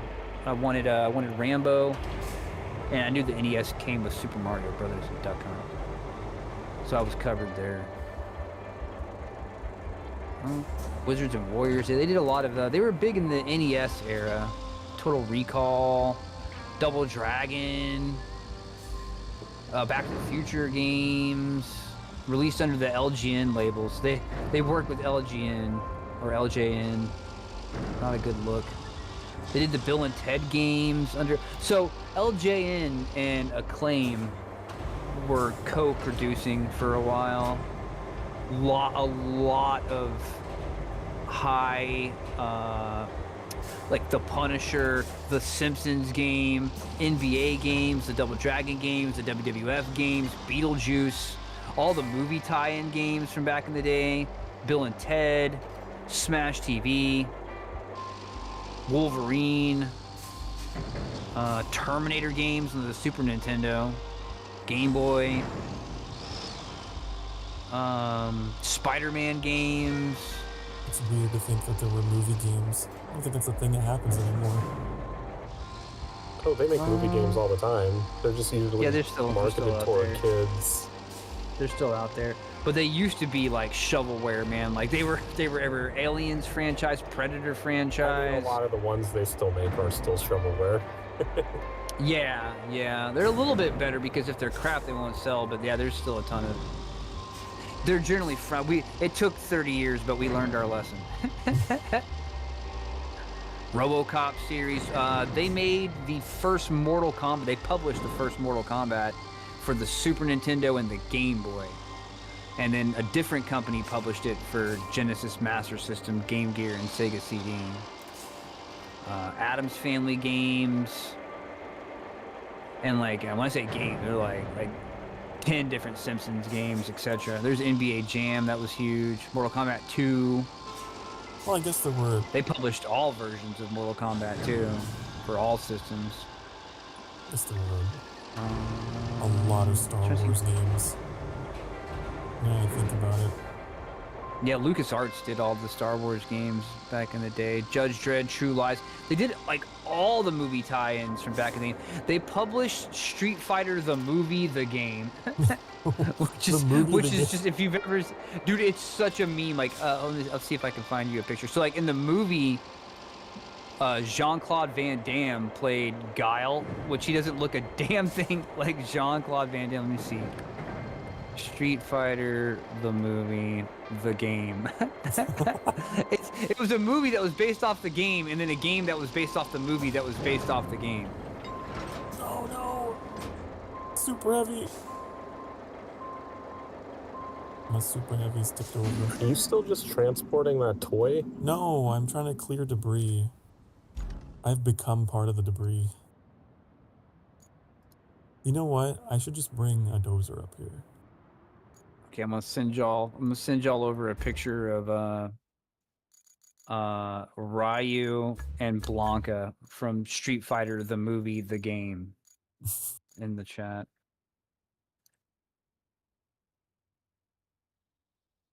See if I can find any other winners. Wow. Oh, here's this will be a good one. This one's Cammy and Guile.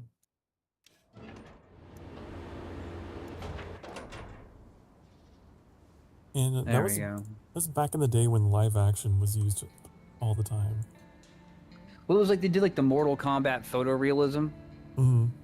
And but it's a Street Fighter game. Honestly, it's actually not considered. The game is considered better than the movie was. The game of the movie is considered better than the movie of the game. That's so They've weird. got a new Street Fighter movie coming out, and the cast looks really good actually. But they just announced the casting. I wasn't allowed to play Mortal Kombat. Yeah, it might have been for the best, depending on how young you were. I remember going through the arcade and like when it came out, and like I remember there was a dad and his son, and like I'm like walking by, I'm looking. Back in the day, you just watch people play games, you know. If I didn't have any money, and like, but I was in the mall, or you're deciding where to spend your last quarter, or you're deciding if you want to play against someone. And if there's a dad and his kid, I'm not gonna play against him and kick him off the game, you know what I mean? But I look over and I very much remember like the dad's playing Sub-Zero, and like he's fighting, I don't remember who he was fighting, it was one of the characters, and he beats him, and it's like, finish him! And like the kid's like, I want to see his magic, daddy, let me see his magic. And like his dad comes over like, go boom boom, and like the screen goes, he rips his fucking head out with the spine hanging out the back, dude. And I'm like, the kid was so excited, dude. And I'm like, well, maybe there's something to this. And I'm like, it was so cringe, dude. Like, it was so cringe, man. Like, if you're not gonna spare your son from the gore, then spare him from the fucking cringe, dude. Or at least slap your kid and tell him not to call it magic. It's not magic, dude. You misunderstand what magic is.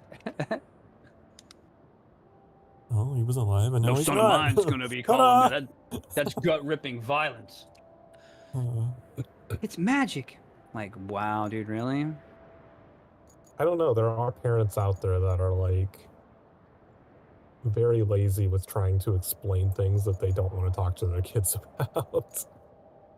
Yeah, I mean, maybe the dad just wanted to play his game, but I could you see know, some parents had to trying babysit the kid to that play day. it off as like, oh, that's magic. That's not real. You don't need to worry about that. You know, that's true. I didn't think about that. It's like, oh yeah, no, that's not real. That's just magic. It's just like magic. So you telling your kid magic isn't real? That's a double L.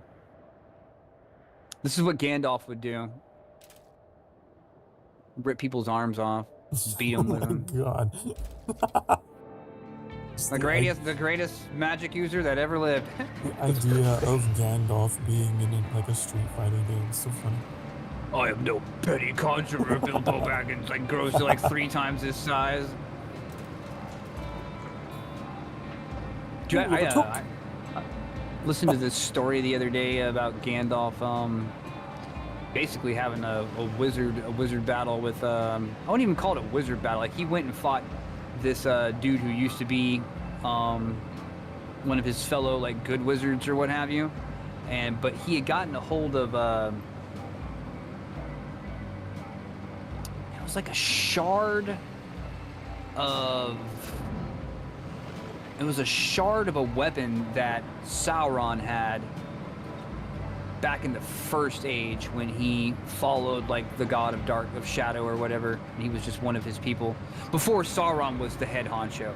But it was he had a shard of one of his weapons, and it was like a necromantic artifact, and it whispered to this dude, and like it showed him visions of things to come that were worse than Sauron,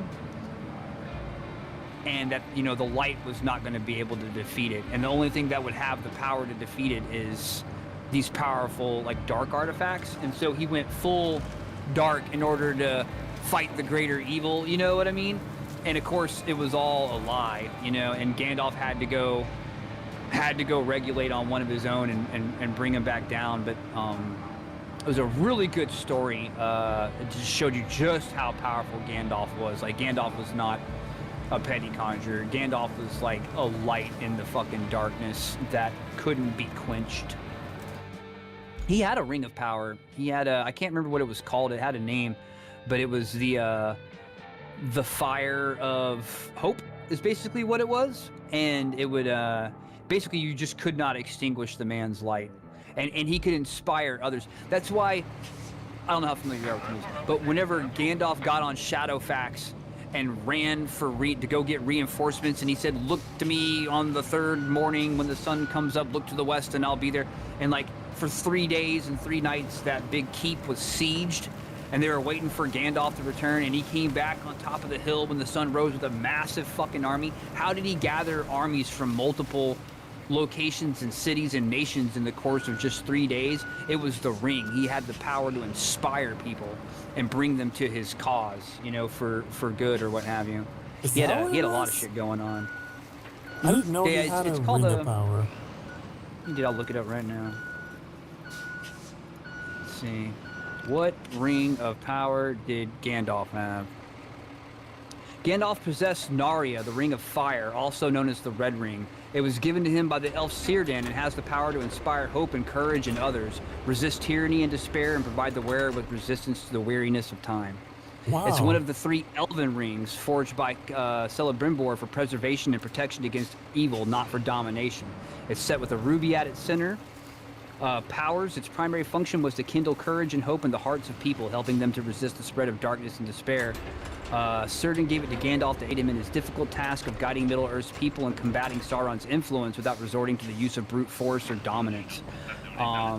Like the other elven rings, Narya also provided the wearer with resistance to the weariness of time, allowing Gandalf to travel extensively and endure the long years of his mission. That's great. I never knew any of that, and I thought I was a Lord of the Rings fan. That explains a lot of his very convenient sort of arrivals into stuff. Yeah. He didn't use it often, you know what I mean? But it definitely, it's why there was a lot of people at the power level of Gandalf. I can't remember what they're called. The creatures that Sauron was, and the creatures that, like the star creatures that Gandalf was, and that Sauron was. and the greater beings that they served, they were all like powerful archangels, basically, to use a Christian analogy. They were like powerful archangels to these gods, and you know, eventually the gods went off to do their own fucking thing and left mankind alone. But all these archangels were still on Earth. Tom Bombadil was one. Freaking Gandalf was one. Sauron was one. And the reason Gandalf kind of had a power edge on a lot of them was that ring. I mean, he was always powerful, but he definitely had that ring. It says some people say here's a guy right here saying did Gandalf wear his ring of power all the time, or only when the one ring was destroyed? Let's see. Oh, never mind. It lost the Reddit betrayed me. Hope you're doing well. It showed me like a sentence of the answer, and then when I clicked on it, it took me to a completely different. It's like wherever that answer was, it's buried under 1,000 comments. Disregard. Yeah, I didn't know that either until my recent Lord of the Rings lore extensions. I'll send you over that story with Gandalf. It's so, like, the guy who reads the story, like, I don't know. I think I might have said it last week. I don't know if it was Tolkien that wrote that particular story, or if it's like a fan fiction or something, but the dude who reads it and the writing was just like fucking mesmerizing. I will say I loved Viva La Dirt League's reference to that whole thing with Gandalf and the white shirt. Oh yeah, the white shirt saga. Being Gandalf the White. It's so funny. Yeah, and the janitor's back there forging the shirts and shit.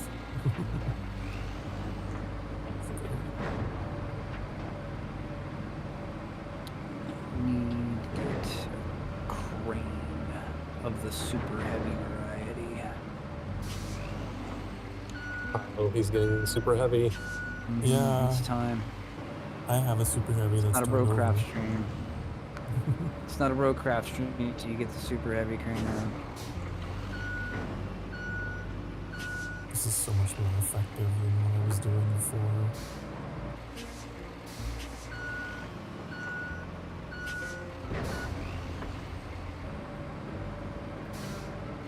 I'm gonna send that over right now before I forget to do it. Got it sitting in my playlist. Cause it's multiple stories and they all revolve around. Don't you honk at me! Fuck you!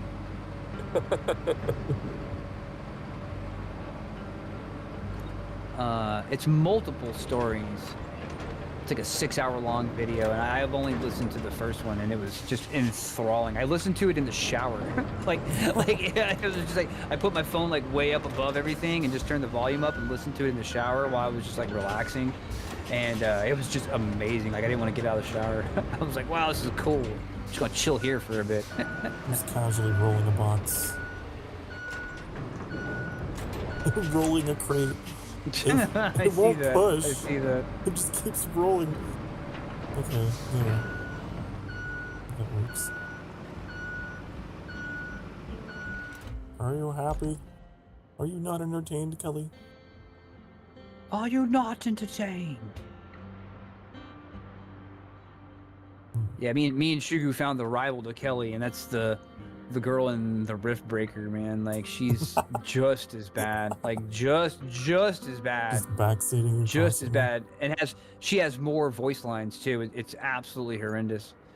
No, she talks a lot, and you can't ever grasp what she's saying. It's like tyranny. It leaks. You can't grasp onto what she's saying, and it's like she'll be saying, well, you know, I got this cybernetic arm back in whatever, and I really like. It's the only person I've ever heard that can make talking about how they got a cybernetic arm boring. Like, you know, it's like, well, Mr. Briggs, I got the cybernetic arm back in the whatever, and it's made out of the same material that one. You know, I've never seen it, but and you're like trying to fight monsters, like explosions are going off and shit, and she's just like, oh, this is bad, yeah, you know, and it totally ruins it. The rest of the game's great, but that bit's a bit rough. The homunculus, no. can't get out of it.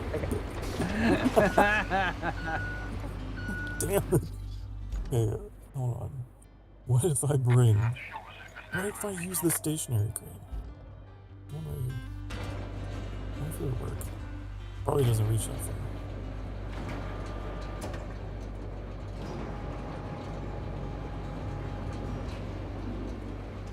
Nope. Damn. Well.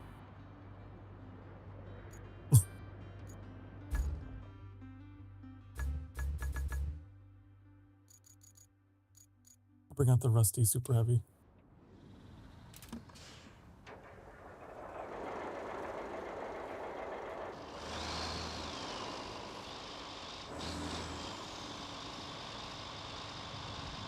Yeah, that's the one. Okay. Let's see.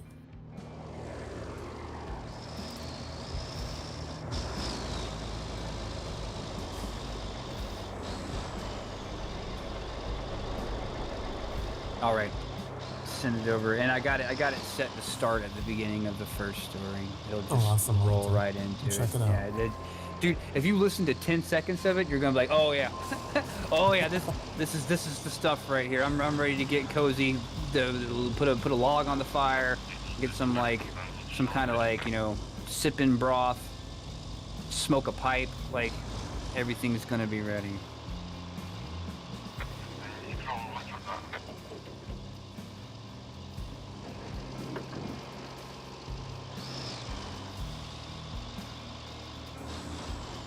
Why don't I just recover them? I don't think I need... Well, no, I do have to...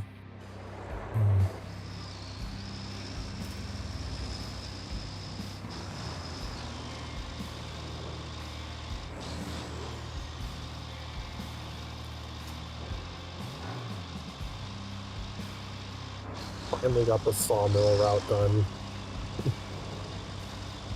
Oh, nice, nice. Kelly warning. Potential Kelly warning. Potential Kelly warning. A Kelly alert has been issued in the vicinity of Michigan County. Oh Jesus! Kelly spotted. You can never be too prepared, right? Jeez. We've got Kelly's touchdown over next to the industrial base. We got a Kelly touchdown. It's just one line. Just one jab. Stick and move. It's like a boxer.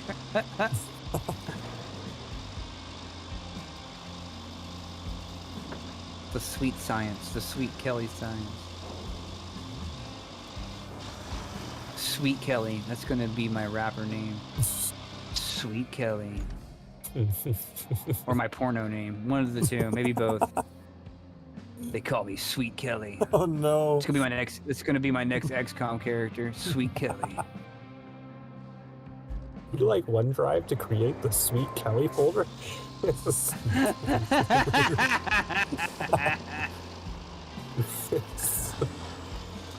the sweet one.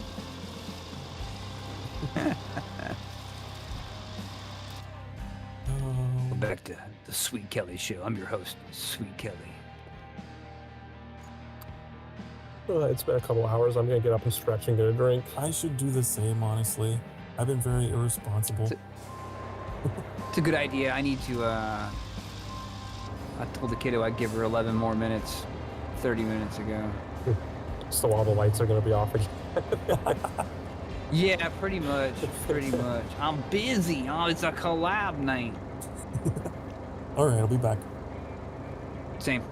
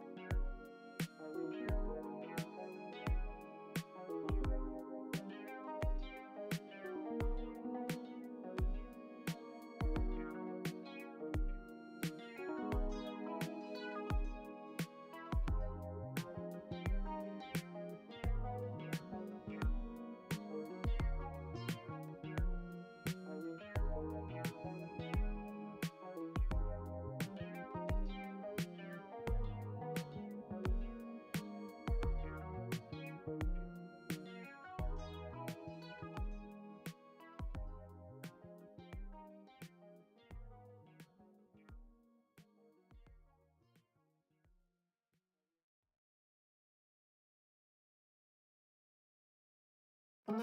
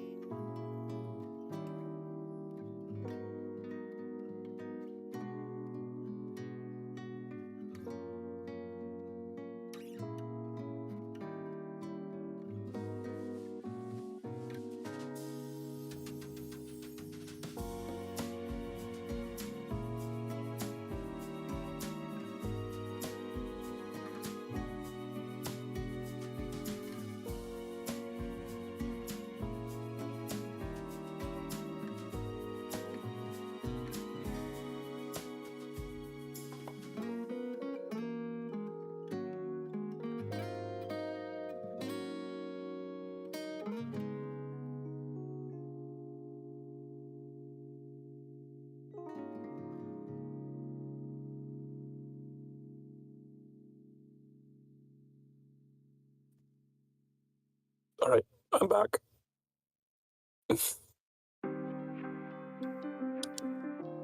Oh, welcome in, Aryan. Hope you're having a good night. I returned with mint Oreos. Hello, hi. I didn't know we still had mint Oreos. We have lots of mint Oreos. Oh.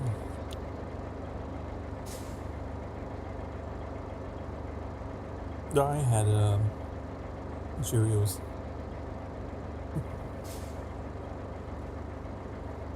They're a little stale, but they're still edible. It's like you with popcorn. I don't understand that.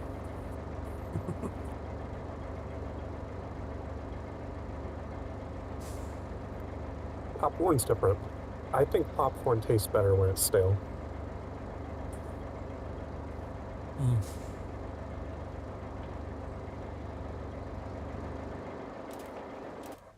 It's dry. I guess I prefer my popcorn to be not dry. I think it's buttery. I don't think it gets dry. Freshly popped popcorn is like a lot crunchier. I like stale popcorn because as it becomes stale, it gets a little softer. Oh, I see. I don't know.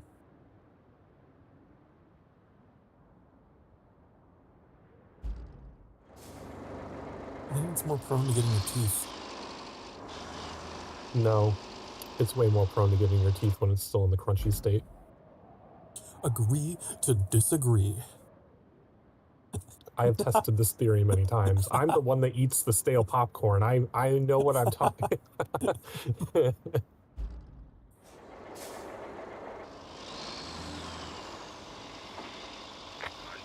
You can eat all the leftover popcorn.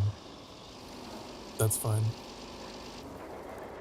It's like a perfect food web. Why is there a sand quarry up at the top of this hill in a completely useless place? I don't know.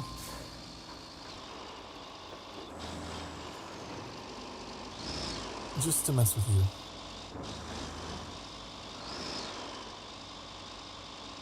I wonder if you can make popcorn in Icarus. I'll have to.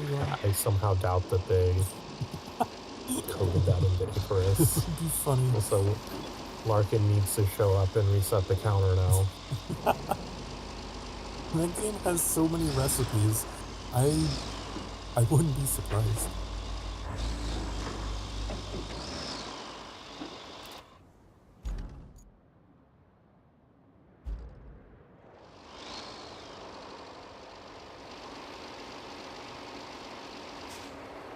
Yeah.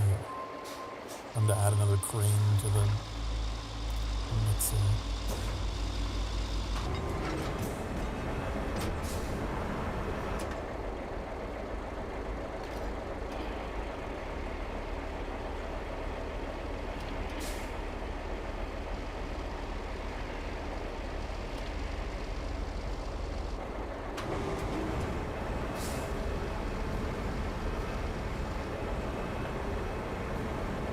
Raise you. Ooh. Not upside down. Maybe it'll roll over. Nope. Could use you as a wedge. See if it will let me use this little spot of sand. Oh, it's actually letting me deploy here, like halfway up a hill.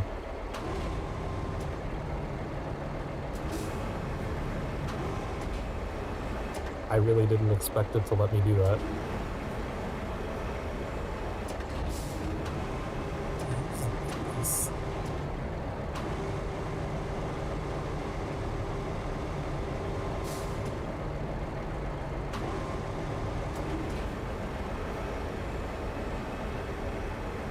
Oh, come on.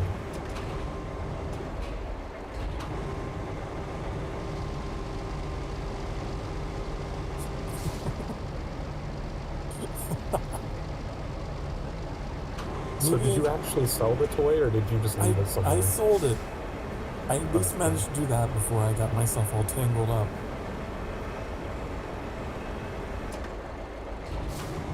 I don't think this is salvageable. I think they're just fused together. They've become one. I'm just gonna drive past them.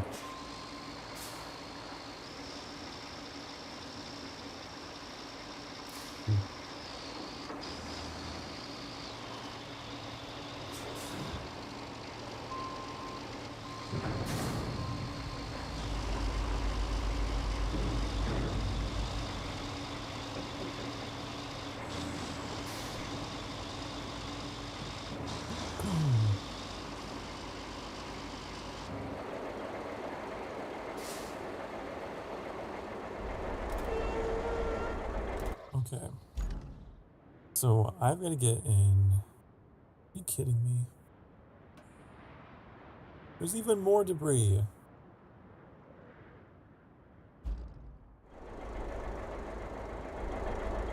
Why is this place so trashed? Who did it?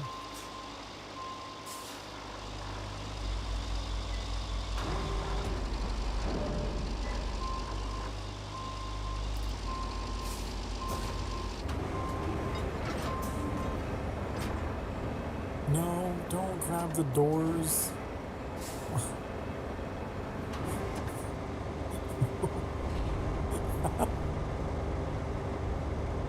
my Open the doors.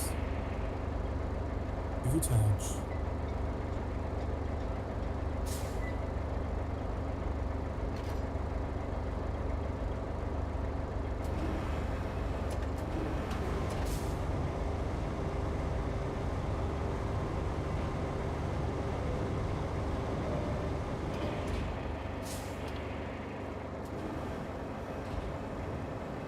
This is going to be a lot of effort.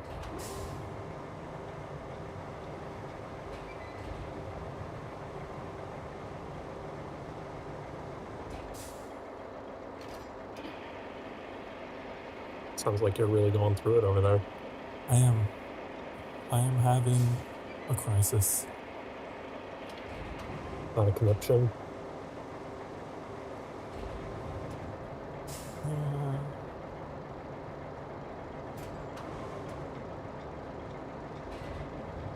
Hi, Trinity. Hello. Hello. How are you?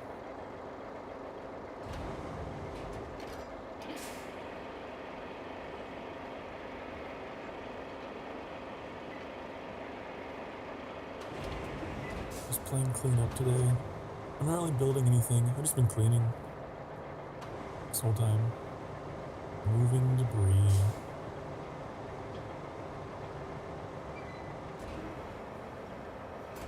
I could make a cheese joke if I knew other kinds of cheese. Moving debris instead of cheddar. You know?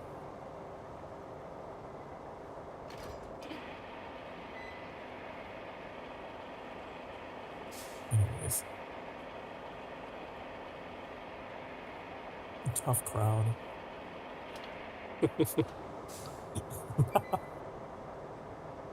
I think they're flashing the red light. Something is squeaking over here. Not in real life, but like in the game. Drive me crazy. Is it my crane?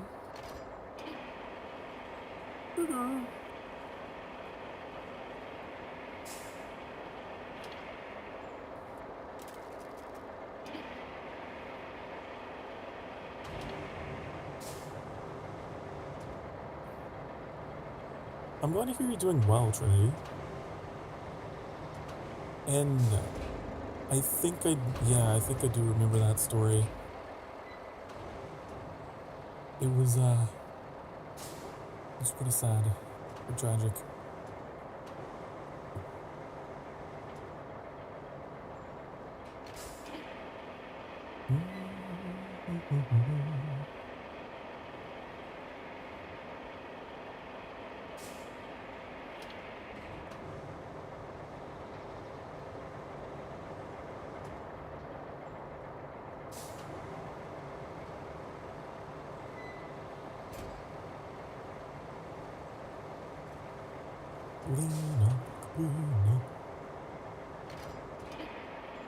Wonder if any of this can be recycled. Probably. I don't know if we need to recycle anything though. Most of the objects that you find are just not worth anything to bother recycling.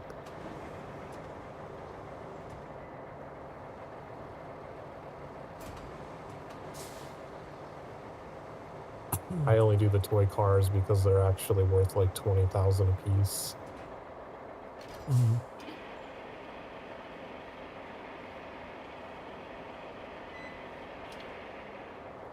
Well, it sounds like a pleasant dream, Trinity. At least you had like... Sounds like it was a good dream anyway. I could see why you'd want it to be real. We all have dreams like that every now and again.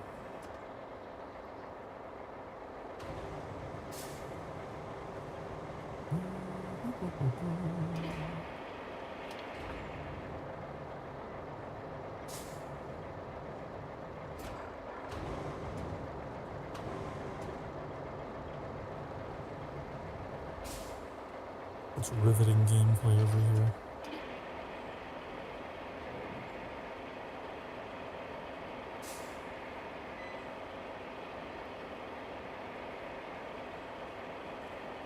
And all this craning, it kind of hurts my hands. Just shake out my hand.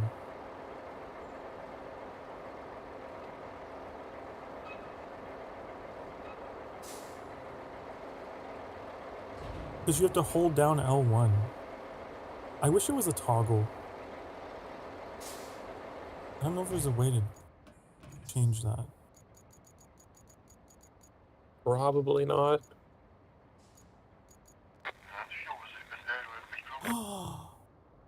Custom action input type. By default, you can access the vehicle's additional actions by holding one of the inputs. Switching to toggle mode lets you do this with a single press. So if I turn that on, would that spare my carpal tunnel?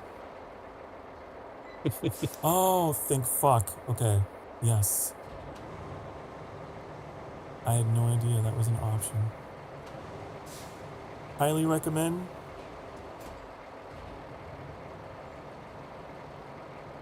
Then you don't have to have a burning index finger. I don't do a lot of craning that I actually sit in those menus.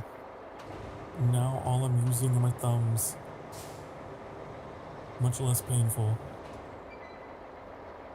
Hi, Ruben. Welcome in. However Daly said it. Oh no, he's gonna start making car noises again when he gets back. That was a great clip. I love it so much.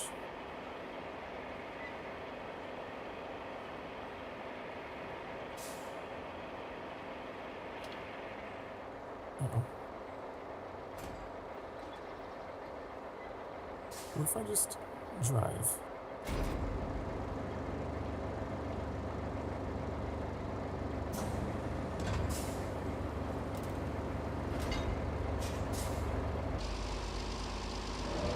Let's go.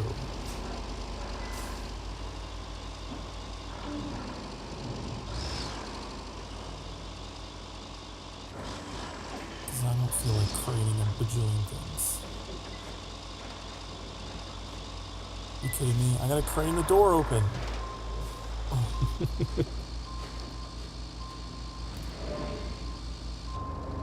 Okay, fine.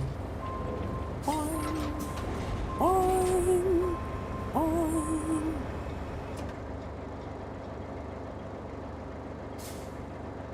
Just cycle through 100 targets. Get to the door. Okay. I wonder if you have to do that on a PC. You just use your mouse to select what you want to target.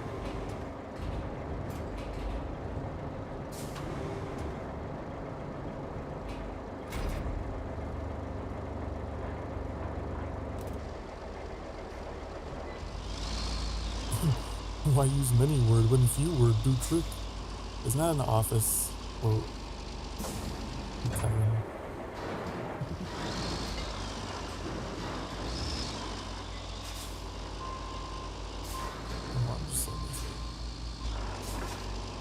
Let me in. Let me in. Please. I just want to.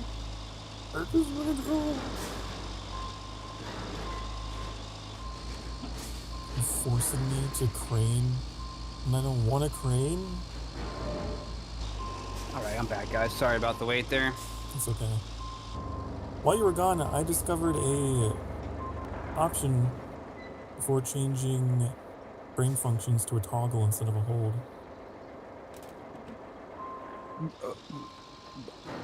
Crane functions. Okay. I was, you got me. I thought you said brain functions. Oh. I'm like, yes, tell me. How do I toggle my brain functions from a toggle to a hold? I must know. I wish it to be a toggle. Toggle off, please. That's funny. For me, it's default hold for crane functions. Mm-hmm. Yeah, that's what he was complaining about. But there's apparently a thing where you just press it once and it toggles into the menu, and it doesn't leave the menu till you press it again. It's in settings under the game tab called custom action input type. Very weird title for that feature, but yeah, I wouldn't have thought that. I'll have to take a look at it. I haven't had any issue with the crane controls. My muscle memory has fully adapted and It's kicked more in. that he doesn't like having to press and hold buttons because it makes his hands hurt. Oh, there's times when I prefer toggles, and there's times when I prefer holds. Like, if I'm aiming down the sights, I want hold. If I'm crouching to stealth, I want a toggle. If I'm sprinting, usually want a toggle. If it's an open world game, I want a toggle. I just got the carpal tunnel syndrome. Your wrist just starts burning. Toggle tunnel syndrome?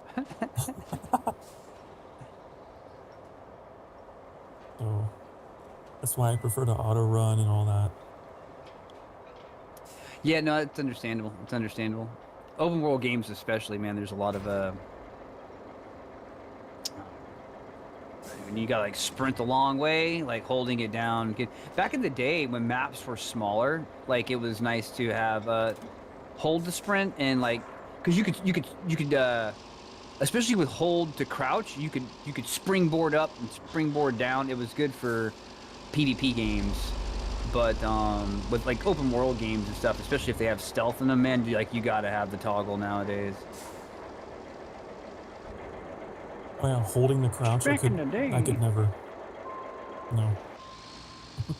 Well, here's my next question. Is crouch control or is it C? It's control for me. Oh, is right. Is Daily fine. going So to yell at me for finding out that I play with arrow keys? You must have loved the old RTSs like back in the day. There's still some RTSs that use the arrow keys instead of ASDW, and they're absolute dumpster fires. I mean, they're great games, but not being able to change them all immediately was that the first game I ever played. The first like 4X RTS big meta campaign map game that I played that changed from arrow keys to ASDW to move around the map was Rome Total War, and I never looked back.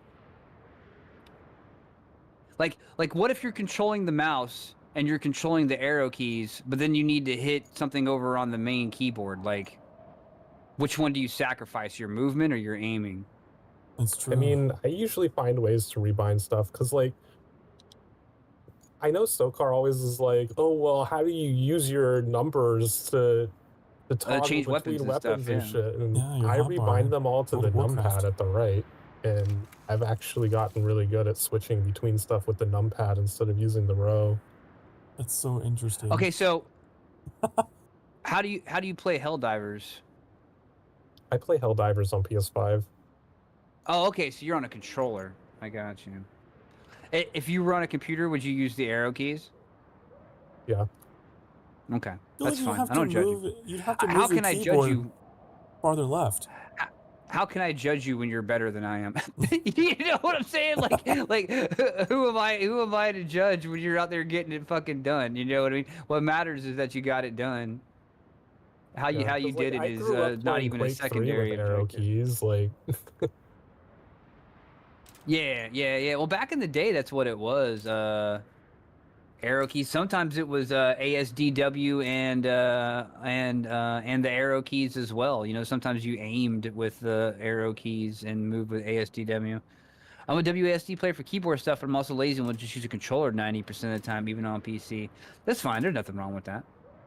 There's nothing wrong with that. I prefer ASDW and the keys, but there's some games I've said before. There's some games where if it's a third person game, I want to use the controller because I want to RP walk and I don't want it to be either I'm running at full speed forward or I'm true. not moving at all. So if I want to walk, I have to either press a freaking toggle, which is an extra key, or I got to do this little stutter step thing that looks ridiculous and kills the immersion.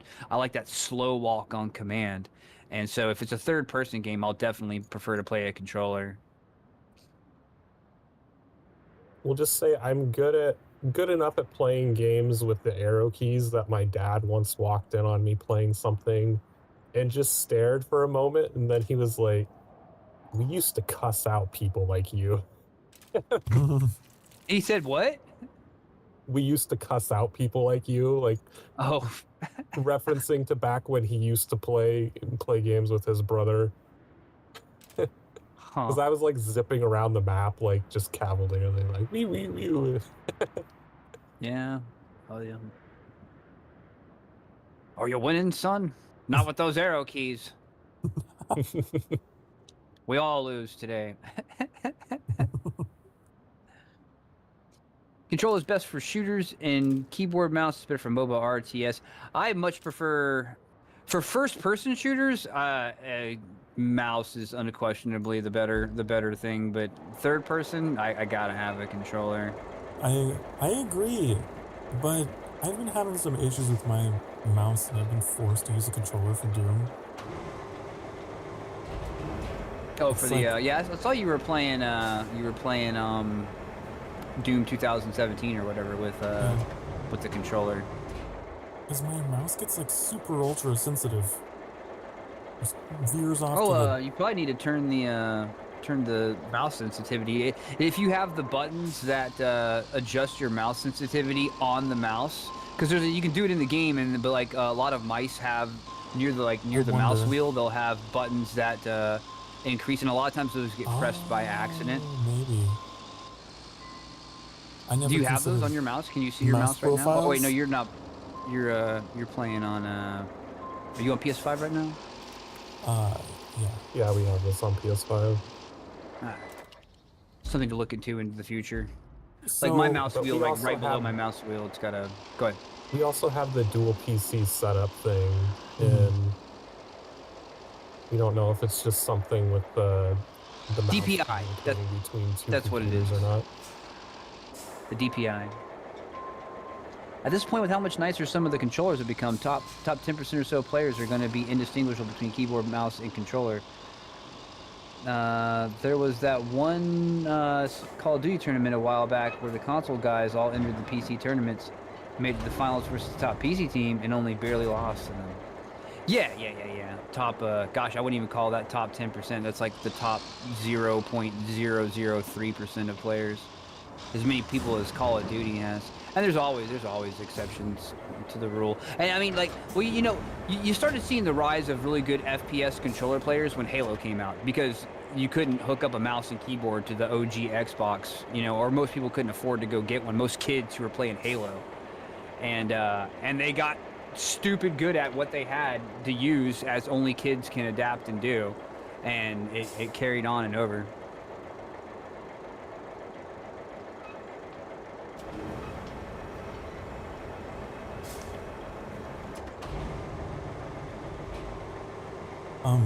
Yeah, we got the dual PCs set up, so I use 2 mice, and like whenever I use my streaming PC mouse over the game, it gets super sensitive, so I have to use the gaming PC mouse, but like it's a whole thing. It's very... I would love to just use one mouse for everything, but it's like they have different sensitivities. I don't know. Yeah, take a look on the overly sensitive mouse and see if there's a couple buttons up near the mouse wheel that'll change the DPI, which is very similar to the sensitivity in end result. Because like I've got 2 buttons next to my mouse wheel right now. If I press it up, it doubles the speed of my mouse. And I press down, it goes back to normal. And that will stack on top of whatever sensitivity is already in the game you're playing. Or the desktop.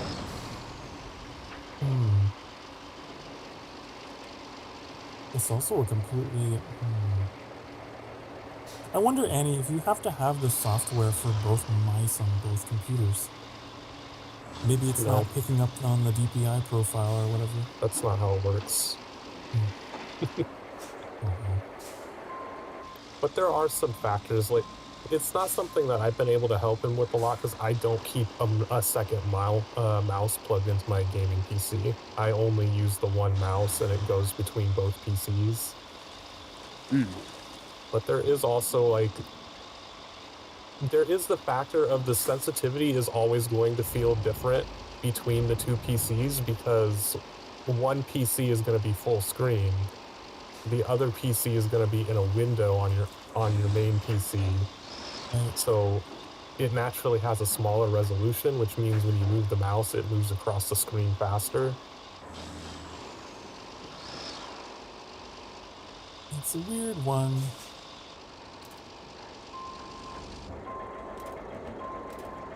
First nerd problems.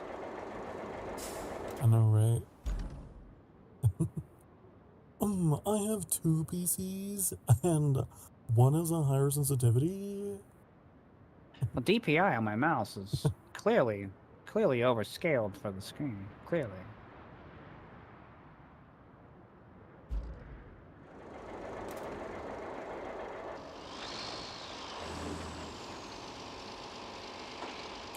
Do 90% of your gaming in consoles now because it's just easier. Very good gaming PC, but it sits on my couch and pressing one button.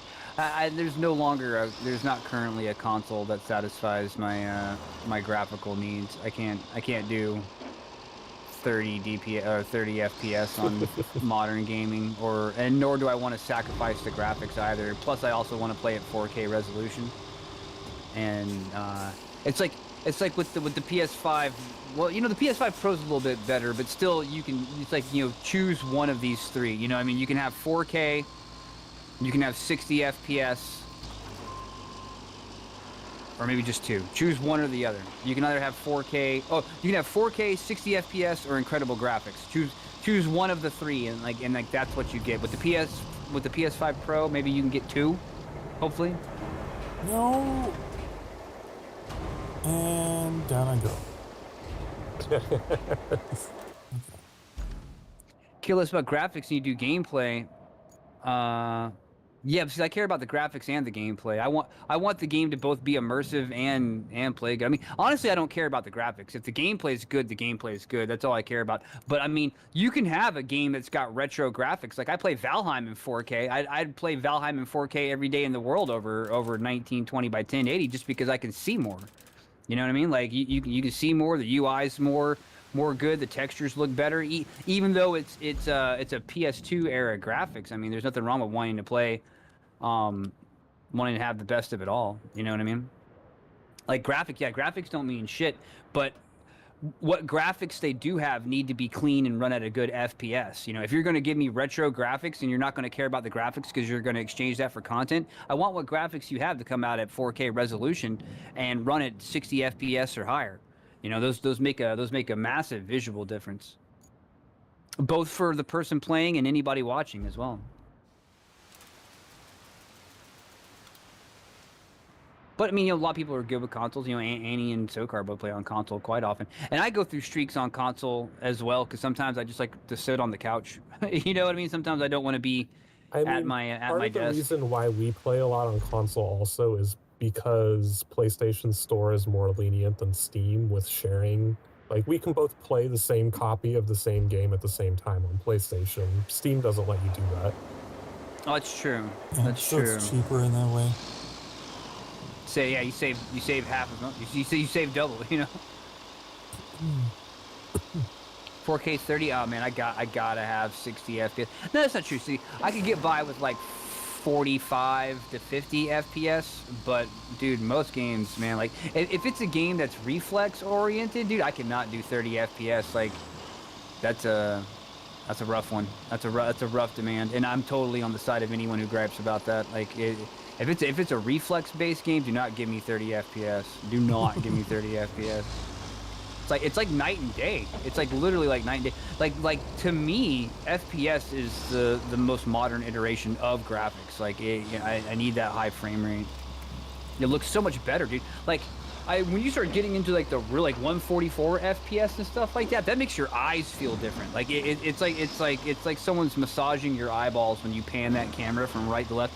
I remember the first time I saw Helldivers 2 in 144 FPS. I'm like, dude, what the fuck am I looking at, dude? Like, dude, what have I been playing for all these years? You know what I mean? I was like, I want whatever this is. This looks great. It looks better than real life. It looks so smooth and perfect. Everything is just seamless. And I didn't even know how to, I still to this day, I don't know how to describe it other than it was a nice clean 144 FPS. It looked different. It was a whole different beast entirely. I was like, I gotta have that. I gotta save up my space cache.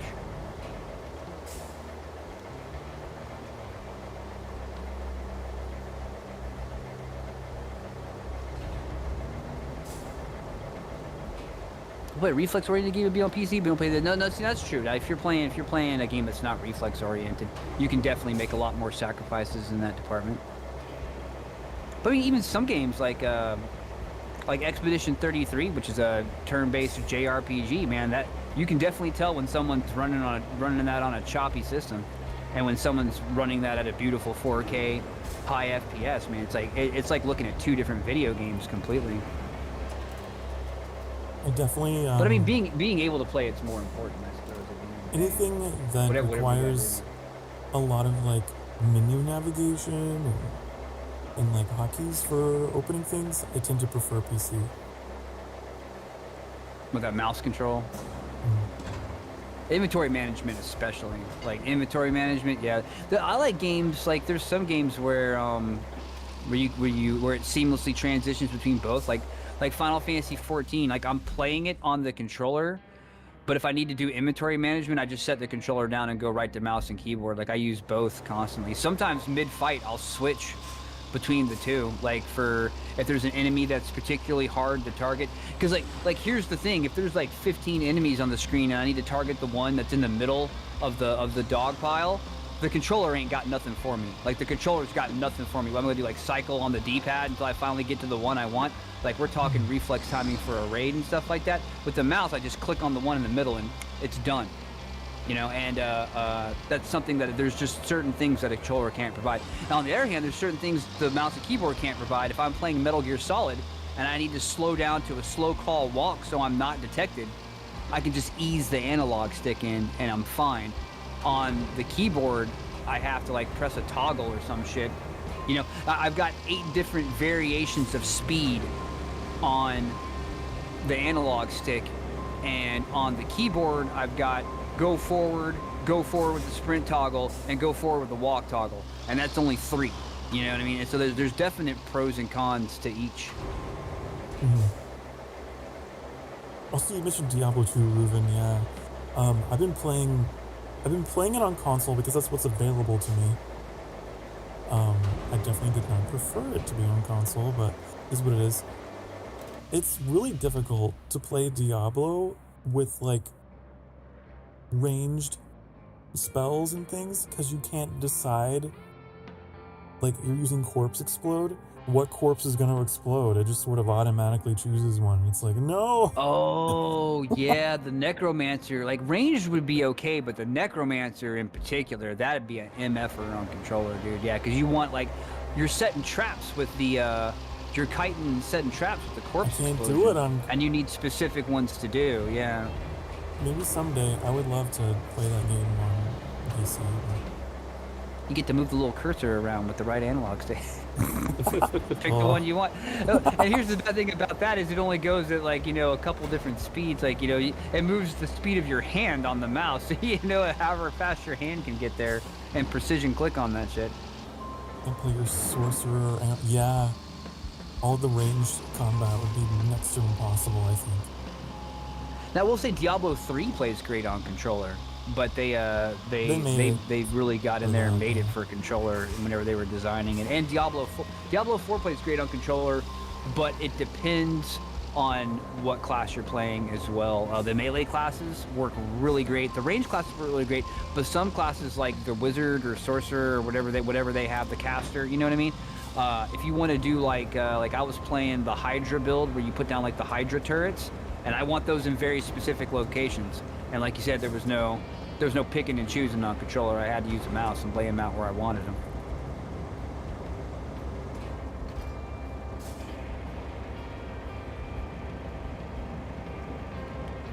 Finished building that bridge finally. I had to chop down 7 logs and then transport them.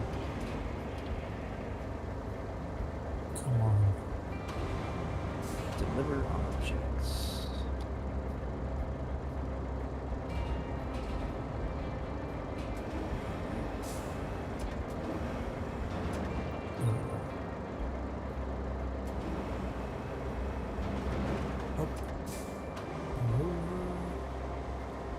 There's like all these elevated pipes, which makes it difficult to crane shit because you have to keep dropping it and then picking it up on either side.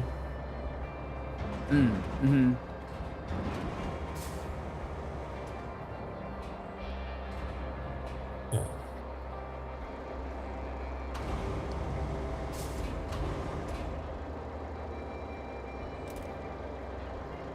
Can you imagine playing an RTS on console? That would be hell, I think. Yeah, that was something that they've been trying to find a formula for a long time. And I played a game. I can't remember what the fuck the name of the game was. It was a game that came out not too long ago, and it did it pretty well. And what it did was, you know, you moved the cursor around. Not the cursor. It was like your cursor was always in the middle, and you moved the map around with the right stick, right? And you know, you would put it over. Say you have like 6 units nearby each other. Most games you would just like, you know, drag and draw a box around it with the mouse. So what this did was you just like throw the cursor over into the middle of them all, put them all in the middle of your map, and you'd hold down X. And when you held down X, a circle would start to grow at the center. And the longer you held it down, the bigger the circle you would get. And when you let go, everything that was in that circle got selected. So that was the way it did it, and it was actually quick and efficient. I was actually surprised I hadn't seen anything like that. I can't remember what the game was called. It's a shame. It is. The game was really good for like a couple hours, and it just wasn't a good game. But the controls were brilliant.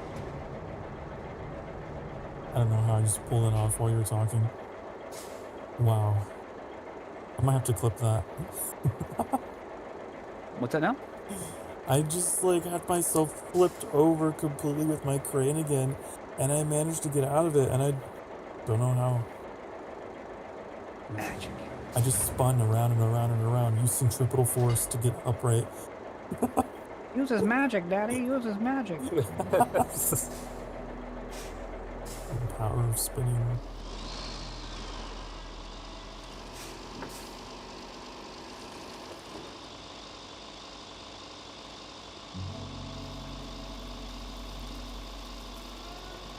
They don't teach you this in crane school. We call it the swirly dirly, you know what I mean? Yeah, and you get back up on your feet. You start spinning in a circle until you helicopter in an upwards motion. A crane copter.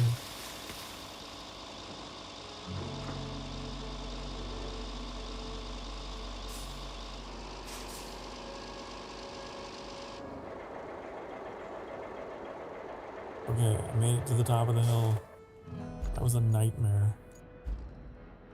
I think I might actually put the other transformer in the back of a truck because that was going up a hill and carrying something as a crane. Doesn't work.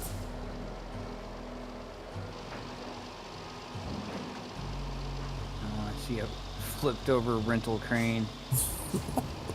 Yeah, I had to hand it. Dead in the water, I had to fully hand it off. extended. I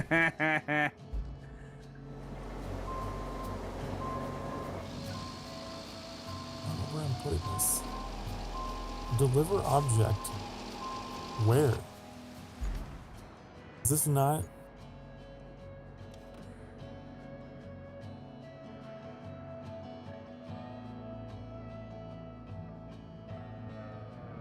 What am I carrying? Is this not the cargo? I'm gonna put it here for now.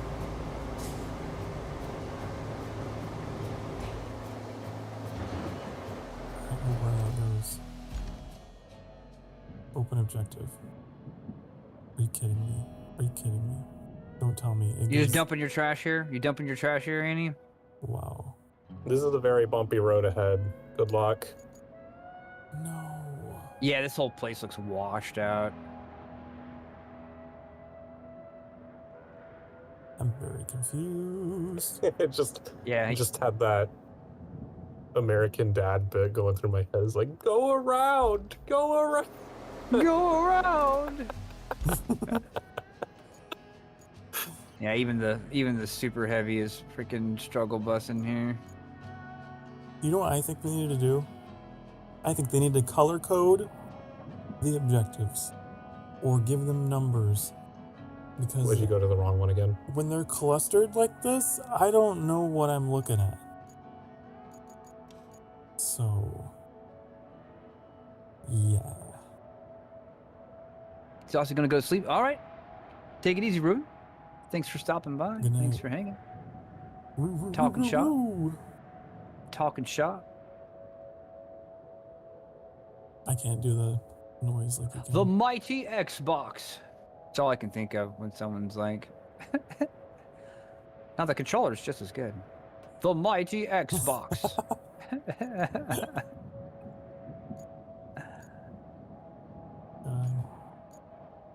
You're right though, like All right. Aiming Sokar, I on need you to make controller. an executive decision on what you're gonna do with that crane there.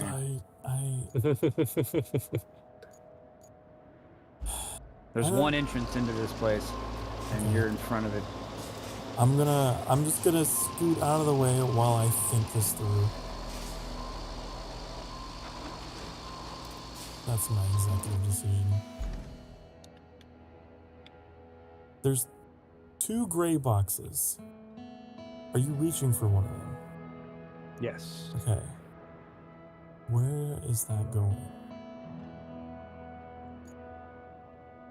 Trying to figure out what's going where. The Transformers. Almost sounded like the beginning of the riddle or something. It is. Yeah. You walk into a room and there's 2 gray boxes. There's 2 gray boxes. Who was it? One- Was it Shugu said the other day? He's One like, tells the truth, one only tells lies. he's like, no, DM, I didn't ask the dimensions of the room. I said I cast fireball. I love that. That made me laugh so hard. I was dying about that forever. I didn't ask you how big the room was. I told you I cast fireball. I gotta take this thing all the way back down. Damn, I don't want to. I don't want to do it, but...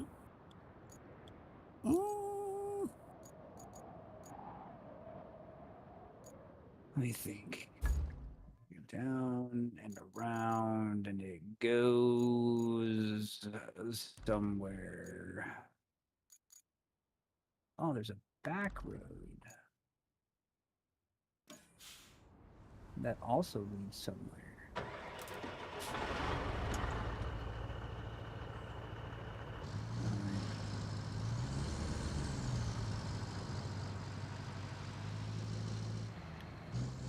I just want a helicopter.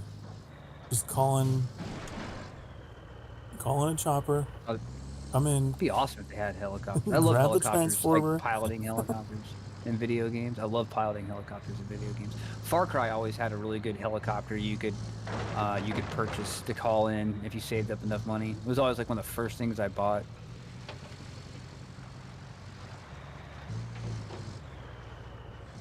It would make it so much easier.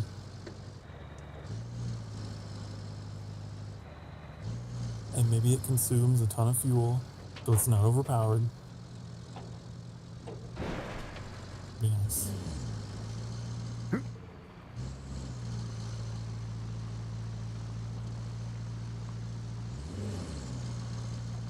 I guess that wouldn't be RoadCraft, that'd be aircraft. Huh. True. Did you know that there's a regulation that's like for American interstates where it's like something like for every few turns or whatever you have to put a couple of miles of straight stretch in case an airplane has to make an emergency landing? My dad told me that. I thought it was fascinating and a smart idea. It's like for every miles of road for every X miles of road there has to be Y miles of straight. And I can't remember, like, but I remember he would tell me, like, yeah, it was like an Eisenhower thing for World War II, like, but... Yeah, well, even passenger plane might need to make an emergency landing. You never know. You gotta basically have impromptu runways. The interstate... It's also so they can be converted into makeshift airfields. Smart, very smart play. But I believe the U.S. interstate system was a military infrastructure originally. That was the idea. move things Yeah, across I the believe country. the Germans invented the interstate system first during World War II, and then we made ours afterwards. I'm gonna look that up. Technically, it'd be the Romans. They had the first transnational road system. But I digress.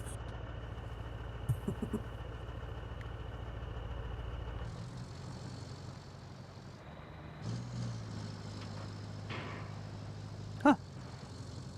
No, it says, President, you're right. The first one says, President Dwight D. Eisenhower is widely credited with conceiving and championing the interstate highway system, which was established by the Federal Aid Highway Act of 1956.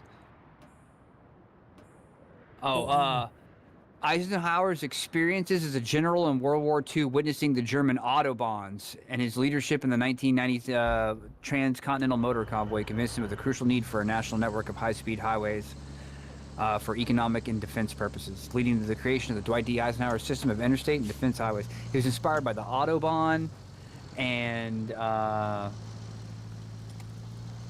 his experience in the transcontinental motor convoy.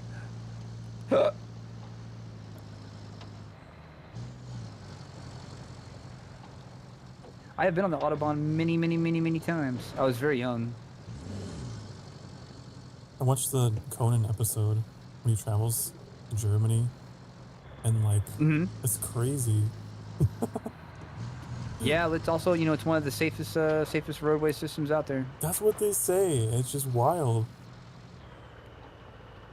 I wonder if they also have to share the road as much with like large trucks like we do in the US though. I don't know how much. I would assume they don't have a second set of roads for vehicles carrying I mean, I've talked about goods. this before with you. Like, Europe does not have as big of a trucking industry as the US does. Trucks are more like short distance driving in Europe because of how like compact everything is, and they have a lot of other rail infrastructure and stuff that makes it a lot easier. It's easier rail to infrastructure transport would be stuff on rail than by truck, whereas the US does not have as much rail infrastructure, and trucks drive like across the entire fucking country. That's kind of rare in Europe. Trucks don't really drive across entire countries and shit. I just wonder if they're even allowed on the Autobahn because there's so much. You wouldn't be able to even go very fast. I wouldn't doubt that they're allowed to be there. It's just you wouldn't see them there as much as you would see trucks on the interstate here. I guess it would come down to like who's like how many different companies are like who gets priority on the railway. Like you would have to have a fair system of railway sharing. You know what I mean? Like anyone can just put their truck up on the road, but there's only one. You have to organize all these different rail cars and things working together. And that's one of the major problems with the U.S. railways is they're like all owned by two companies. Well, I mean, how is it in Europe? Are they? You got one railway. Does like 17 people own that one railway, or does the government own it and try to regulate it? And there's a. I'm not sure exactly. I think the government is a lot more involved in ownership of the railways there. How they get their stuff? Well, they don't. They don't. They get some things, but a lot of things they don't get.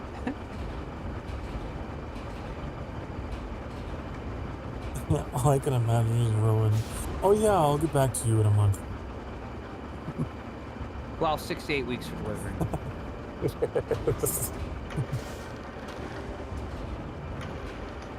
Let me just go into the back and yell at them. I don't think this is gonna fit. I don't think this is gonna fit. There's no way. There's no way. Oh. Okay, so just because it doesn't appear to fit doesn't mean that I can't make it fit in this truck. But I think we talked about that when he was playing European Truck Simulator. Yeah. Because European trucks, it's pretty rare for European trucks to have like the cabin in the back, because they don't do like super long journeys where they would actually need to sleep in their trucks. Yeah, that would be true. Everything is much closer together. A lot of times I think our European pals don't realize just how big America is. You know, you gotta. Yeah. You know, the next city is like 2 hours away from you. You know, it's not a quick jaunt. I saw like this viral post about this guy talking about his friends, how they thought, oh, they could just go up and down the East Coast, you know, in like Just a ride a couple bike. hours or whatever. And Just take bicycles. They took some time off to go take a flight, you know, and go see the U.S. And then they were surprised at how much longer it took, and they got massively delayed and sent back. And Yeah, now that I've seen happen. We have some family friends in Holland, well, the Netherlands, and they've came down to visit, and their first couple times down here, and we'd be like, yeah, hey, y'all want to go out to eat? There's a place over in whatever city, and it's a really good restaurant. And they're like, yeah, let's go. And it's like an hour and a half trip, and we're like chilling, and they're like, dude, like, you know, like, we've been here for so long, you know, I wasn't prepared for such a trip. And it's like, but it's nothing, you know. It's like, oh, well, crap, my commute to work's 45 minutes. Small. You could drive across the entire Netherlands in like an hour. You really can. You hit every major city. We've in turn been to there. I was there for Christmas about 5 years ago. I was down there for Christmas for a couple weeks, and man, yeah, you can get everywhere in any which direction in fucking an hour or two.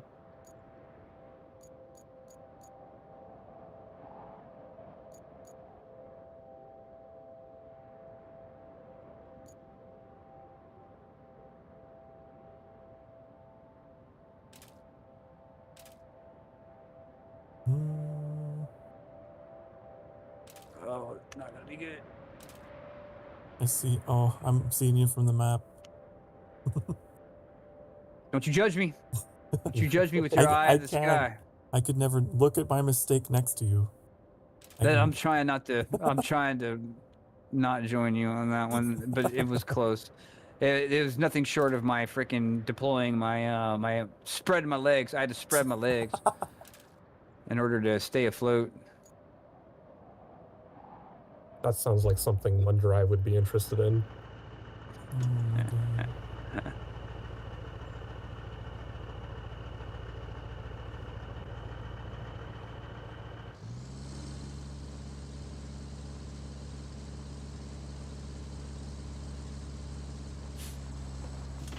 I can't believe I took this up here to the wrong objective. There's so much effort. How did I get stuck, man?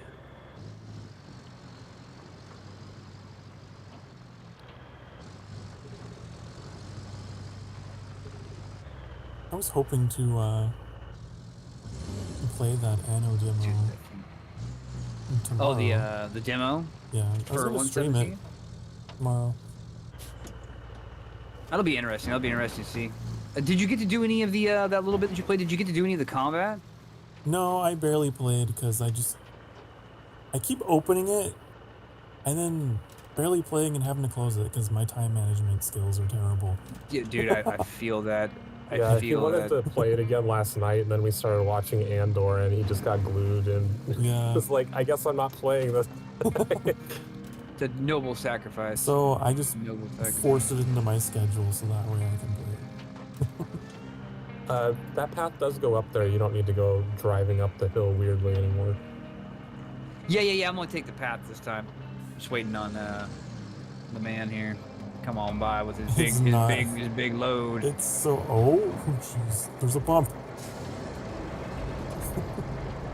I was gonna swat you.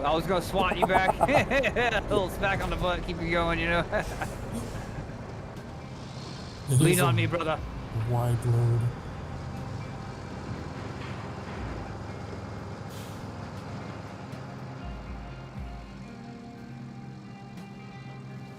I have to get this paved so that we can do that infrastructure plotting quest that needs to take trucks up there. You know they're not going to make it through this. No, hell no. This place is death to AI.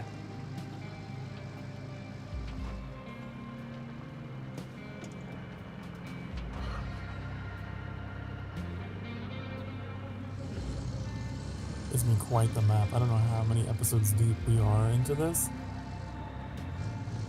Gosh, do you remember when we started out, we just 20 had on my access channel. to nothing anywhere? Where did you just meet on this map? This is map. I think this is like our 3rd or 4th day on this map.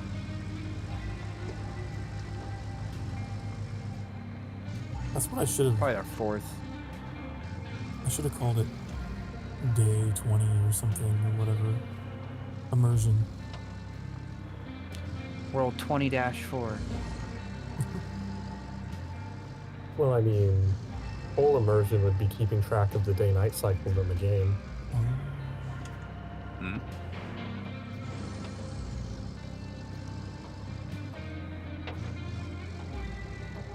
Is there a nighttime? I don't think there is. There is, yeah. No. Is there? Mm-hmm. I haven't been paying attention. I haven't noticed. I've never had to use my headlights, I don't think. So it must not be that dark. I didn't even know you It's could not have that dark, headlights. but I've noticed it gets a little darker, and every once in a while it's like, oh, I can't see what the fuck I'm doing. We're just on a planet with two It goes suns. from it goes from morning to dusk, but no night. I got you. Yeah. Knowledge.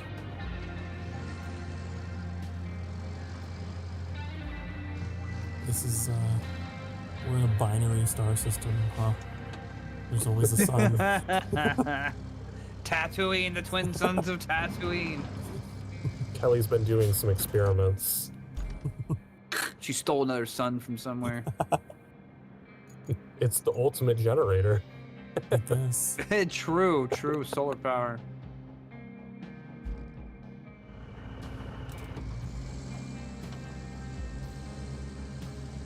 Well, that's the ultimate goal. If you can harvest the sun, build a The Dyson day-night sphere. cycle and construction simulator, though, like, it gets nighttime in that game, and you it's cannot dark. see fucking shit. You basically have to stop doing anything until it's day. You can turn on work lights, but yeah. They do not help.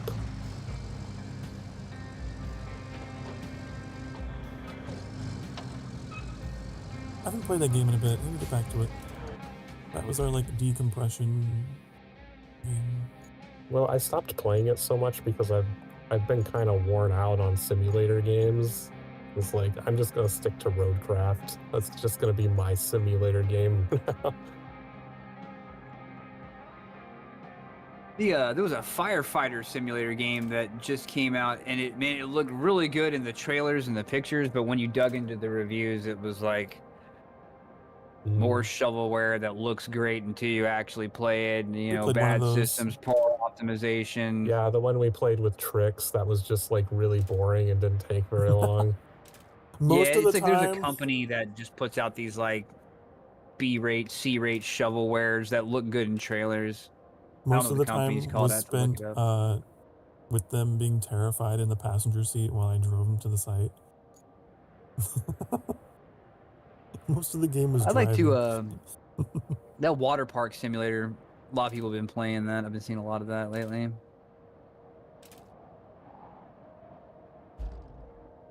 RoadCraft and SnowRunner, those are good choices. What would you consider a proper simulator to be like, Arian? SnowRunner. I've seen a lot of people playing Water Park Simulator, but I'm a little skeptical of it. It looked kind of generic. I agree. Yeah. Looks like an asset flip or something. Just another piece of shovelware, but I must have some. I think the theme is unique with it. Arma, DCS World, and iRacing. All right. No judgment. I was just curious. Different people have different levels of sweaty nerdness that they apply to their simulator categories. I would like to experiment with co-op and American Truck Simulator. I don't know if we can access the same copy, Annie. But It is coming to consoles. co-op. it's coming to consoles. Yeah, they announced a couple weeks ago that they were bringing both American Truck Simulator and European Truck Simulator to console. Oh, really? Bet you it'd be a fun, just like little test thing off stream, see how that's like. Supposedly you can work on the same jobs and stuff, and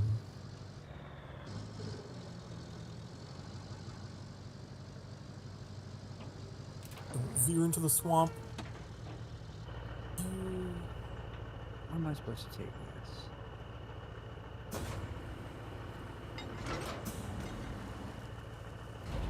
I'm gonna use my boom to put myself upright. What? Yeah.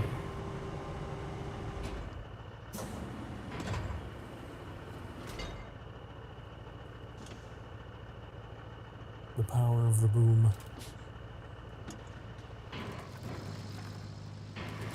Son of a bitch. Well, what am I carrying? Did you go to the wrong location Did also? you do the same thing? I went and picked up the other tan box that was there. Confusing. Why put two? No, it's marked as a thing you're supposed to deliver. It's like literally marked as a thing you're supposed to deliver. It's got the package icon. I just don't see. Maybe it's for a main objective and not for a secondary objective. Maybe that's my issue. I thought both the things up there were for the same objective. There's a deliver object. This is it. It's for the main objective. No, the two that were up there, one was for a side objective, and one is for a main objective. That's where my confusion was. Kelly needs to make these things more clear.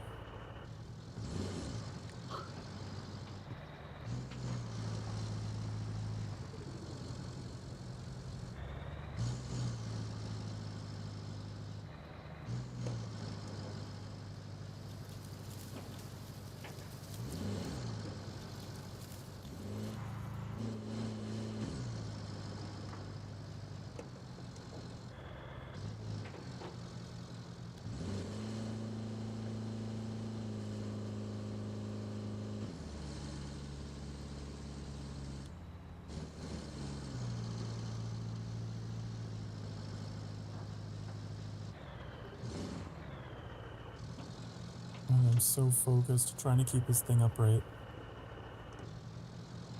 It's working so far.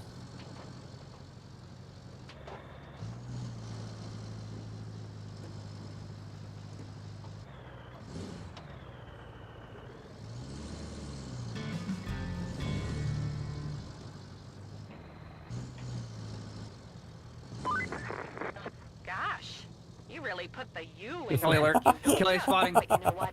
We're missing one Gosh. key ingredient. Concrete.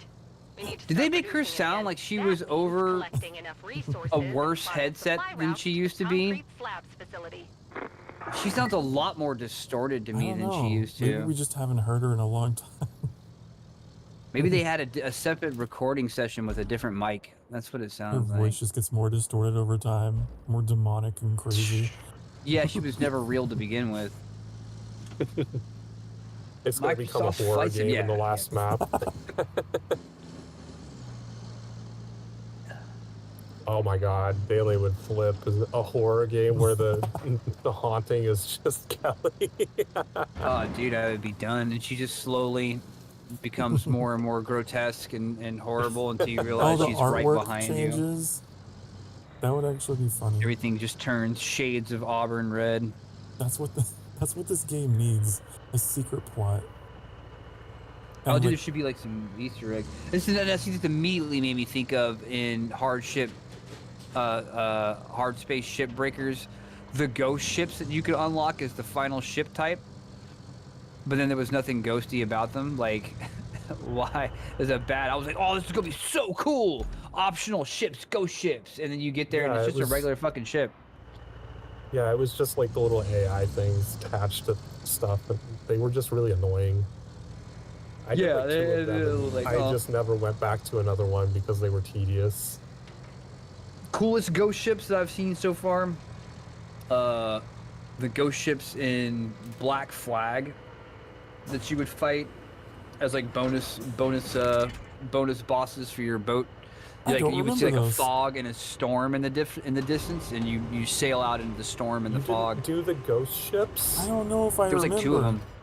There was like 2 of I them. think there was they 3. Were like, there was one in each There might have corner of the map. Really? yeah, it's been a super long time for me. I know there was at least 2. I knew about Still like hunting them down. the giant like ship of the lines from the British Empire that were out there, but like no. I think that was one of the corners, and then the other corners had ghost ships. I also You know what didn't- it's called? Go ahead. I don't think I got that That's far good. because I spent most of my time in that game just kind of, I don't know. Just going I did around the map everything you could do on the boat. I did all the boat stuff, and then like the last, like 15% of the game is like you wrapping up the story on foot against the villain and stuff, and I immediately turned it off. I didn't do any of that. Like I did everything you could do on the boat. It was my first ever 83%. I did everything you could do on the boat, and then when there was no more boat stuff, I stopped playing the game. Are you going to get the remake when it inevitably comes out? Yes, I mean I want to see it first, but yes, if it was a remaster, I would settle for that as well. 4K, 60 FPS, maybe some touched up confirmed features. that it is going to be a full remake. I haven't heard an official confirmation, but I've heard rumors for at least a year or 2 now. But I have not seen Ubisoft say that we are officially working on the Black Flag remaster, and it's looking like it's going to be a 2026 window. Like I haven't heard anything like that. Ubisoft hasn't come out and announced it, but they've pretty much confirmed it in their actions surrounding it. The main one is the voice actor apparently was hired to do some extra lines and some rework, and he mentioned that the remake was coming, and like one little statement he made while he was at like a fan signing, and Ubisoft threatened to sue him for violating an NDA. It was like, well, if that doesn't confirm there's an NDA in place for a remake. That's crazy. Well, that's good. I like little hints like that make it more and more. I still like to hear the official confirmation, but it might be one of those things where they announce it and then release it. Like maybe they're looking for a shadow drop to get some goodwill. Like Oblivion. Bethesda did the Oblivion remaster shadow drop. It was like, and it's available now. You know what I mean? Like, do like, you hear the dollars just racking up. There were so many leaks of Oblivion leading up to the shadow drop that it wasn't really much of a show. I hadn't caught any. But see, I wasn't looking for it. I had all but given up on Bethesda for quite some time. Cheetah Glenn says, "What's up, Cheetah? By the way, welcome in." Do you know why it's called crashing when a PC stops working? Because they're always going terminal velocity when they break. True, going faster, they're breaking the specs. They're breaking the Why is Ubisoft. this Yeah. Rusty crane still overturned in the water? Because that's just its Viking food roll. You need to fire an arrow at it and send it away. Let it sail down river. Yeah. Do you remember that part in Game of Thrones where they're like trying to sail some dude's body down river and that guy keeps missing the shot? And someone like the blackfish has to come over and freaking like actually hit the shot that lands. Like the old man comes over and takes it. It's like, it's so fucking sad. Like, give me that, you piece of shit. The shot and then just walks away and doesn't even look to confirm it. That's how it's done. He gives him that look before it even lands. Like, that's how it's fucking done, wanker. You should have never taken the bow. You know what I mean? Like, hello, Annie. Hi. We meet again. Go around.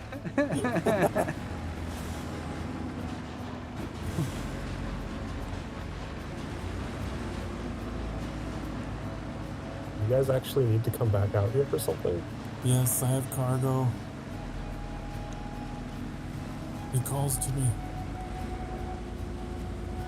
Oh, we finished that. That's right. There was a Kelly alarm. Oh, dude, we're getting close.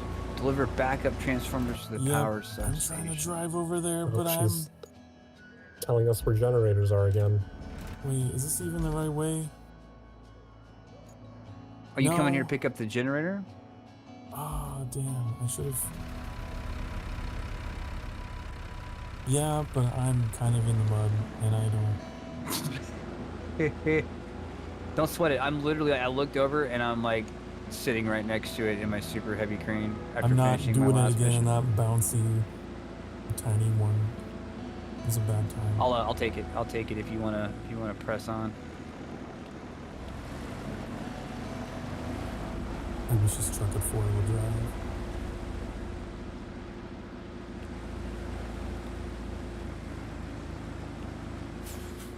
It's cargo handling. Oh, it's just okay. That's all. Ooh, it's quite a drive. I guess I'll recover that crane. I suppose. It's a rental. It's not your problem. That's what they get paid to do. That's why you rented it.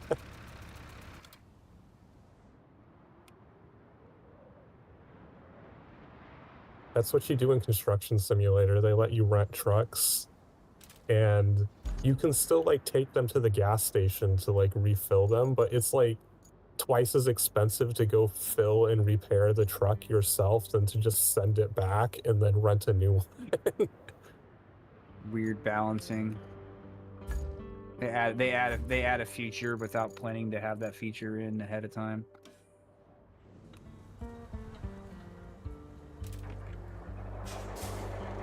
And so I was always telling Sokar, I was like, just send it back, return it, and just get a new one. Don't go waste $10,000 repairing it. It's like, it's a rental, they can repair it. Charging you for immersion, that's right. The immersion fee.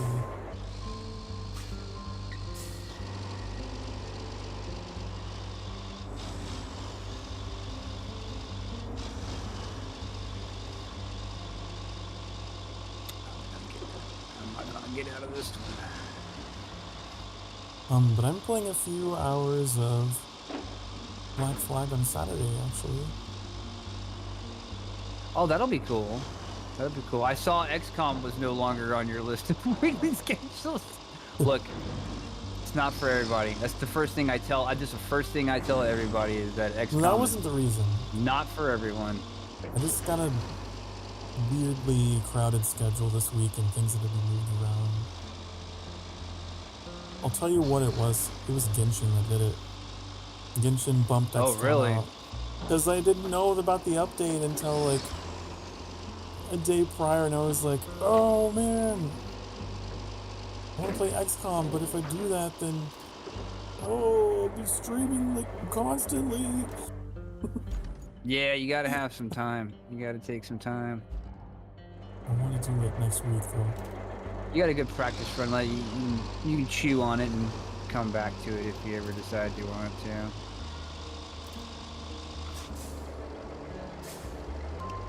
The important thing is that you watch the hardest part of Andor. That's the important thing. Holy cow. This thing's heavy.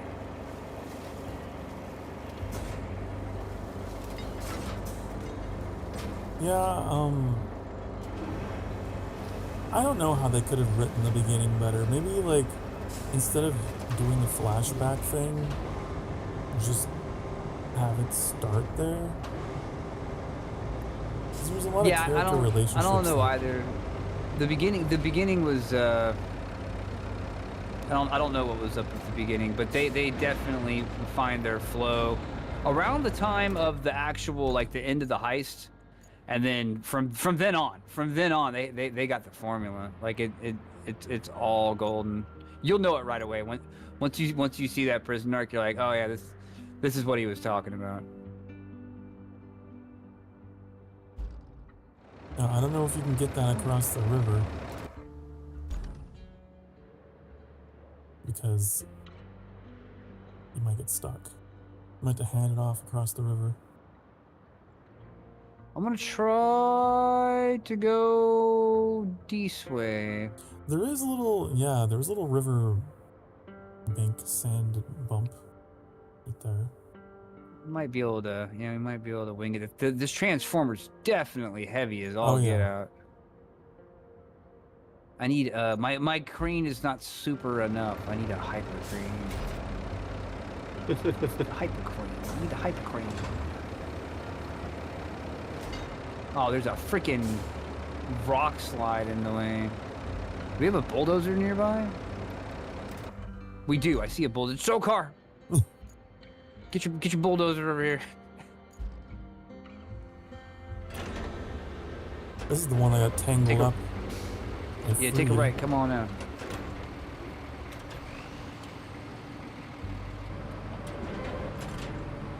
It'll be smooth sailing if you can plow these rocks out of the way.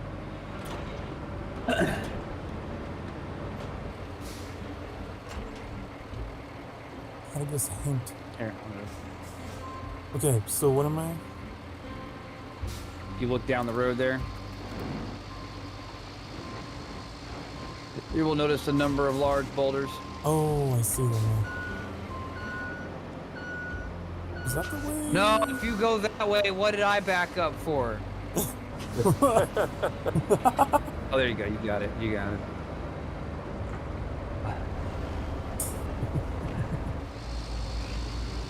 The despair in your voice. Nobody wins. Oh man, this thing is going wild. It was better off when I was just dragging it behind me.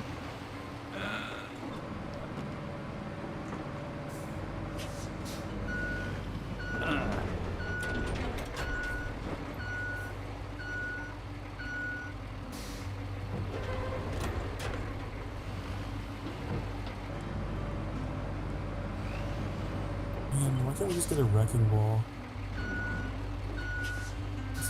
That's the one thing we're missing is a wrecking ball. They need to have. If they add destruction to these games, it's going to be on like wrecking ball down these walls. I was gonna say, it's like I don't think there's anything that we would use a wrecking ball. It would be cool if they added. What if we were like, the next RoadCraft was on an archipelago, like a series of islands, and they did have like construction grade helicopters where you're transporting your vehicles by helicopter and stuff like that, dropping them out.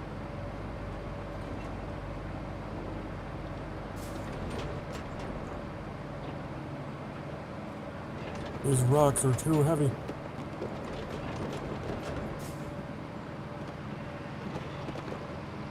Let's see what I can do. I might be able to help. If I wiggle.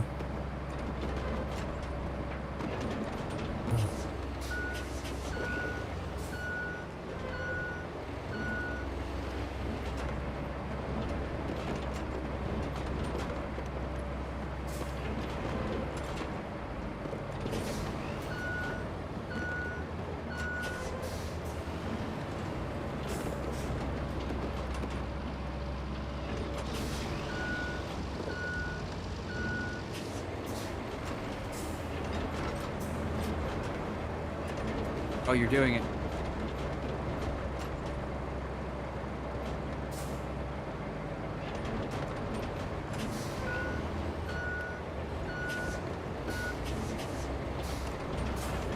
And these rocks really just fall here like a million years ago. Just That bulldozer do this. did a good job.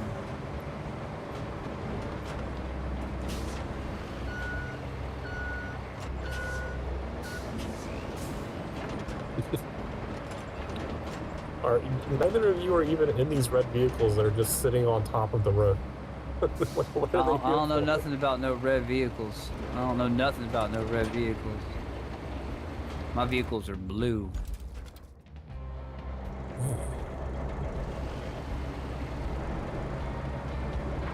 All clear. You are clear to proceed. You're clear to proceed, Roger Tango Bravo. I will be on RTV. standby. Night, Hellwolf. I didn't know you were lurking in here, man. Have a good night. Have a good night. Don't work too hard, my friend.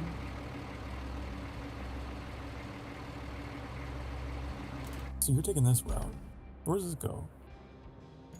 Oh, night shift. That's right. You did say you were going over to night shift. Good luck, my friend. Good luck. This isn't the route that I took. It's an interesting one. 6:30. Oh, you just got back from night shift. Good luck, dude. Thank you, Sokar. I appreciate it. You're headed to main power substation. Well, sleep good. Sleep good. Sleep good, my friend. This was the better route. If all you had to deal with were rocks, I think the Just a rest is few okay. rocks. Rest is paved, pretty much.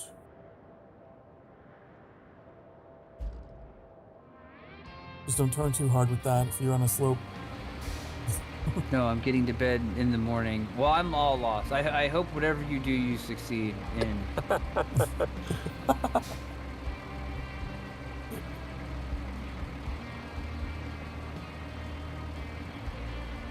Daily needs those brain controls. I do. My brain's been toggled off, and I need to toggle it back on. I got tired of holding down the brain button. No, this is not a functional bridge. Is it not? Is it too tall or something? There's it lowers into the ground. I could probably. Oh, I see. That very northern one. Yeah, it's not. Yeah. It's not an actual bridge. But from an overhead view, you would never know it. You know what I mean? It looks like it's a bridge. I might be able to do something. That fooled me early on. I was trying to explore, and I was like, "Oh, I'll just take the bridge." And I was like, "No, I guess this isn't a bridge." It's like, who didn't finish this bridge, man? Only we had the bridge layer. All right, I'm gonna just do it anyway. You're just gonna hand it off. Are you yeah. Are you gonna pull an evil Knievel? Is that what's happening here? I'm gonna try. Yeah, I'm going max speed. Oh, there we go. Closer.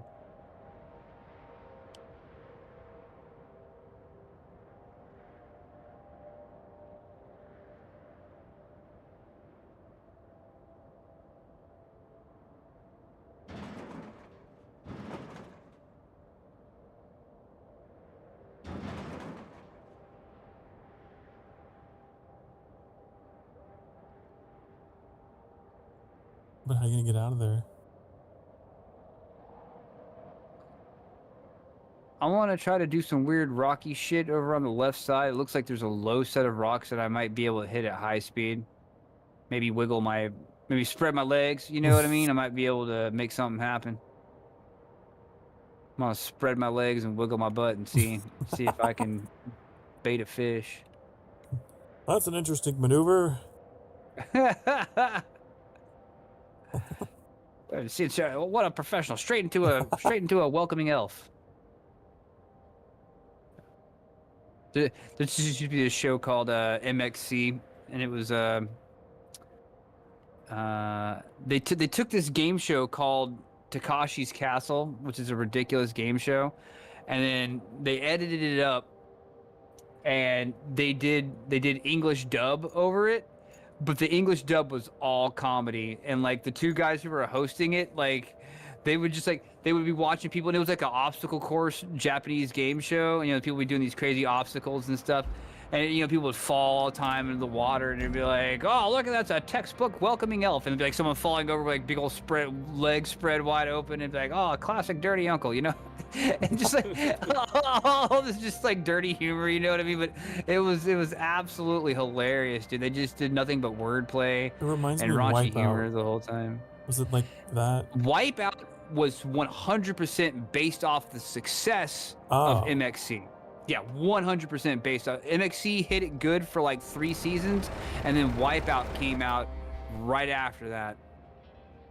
And they took the formula, and they filmed that here in America, whereas MXC took an already existing thing of Takashi's Castle, and it stood for MXC was Most Extreme Elimination Challenge.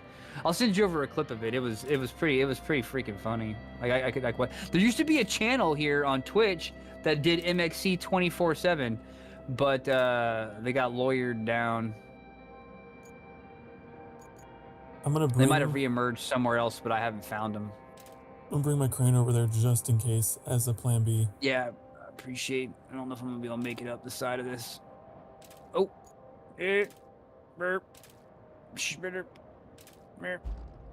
Man, I wasn't really expecting just building these roads for these 2 infrastructure requests to take the entire 4 hours.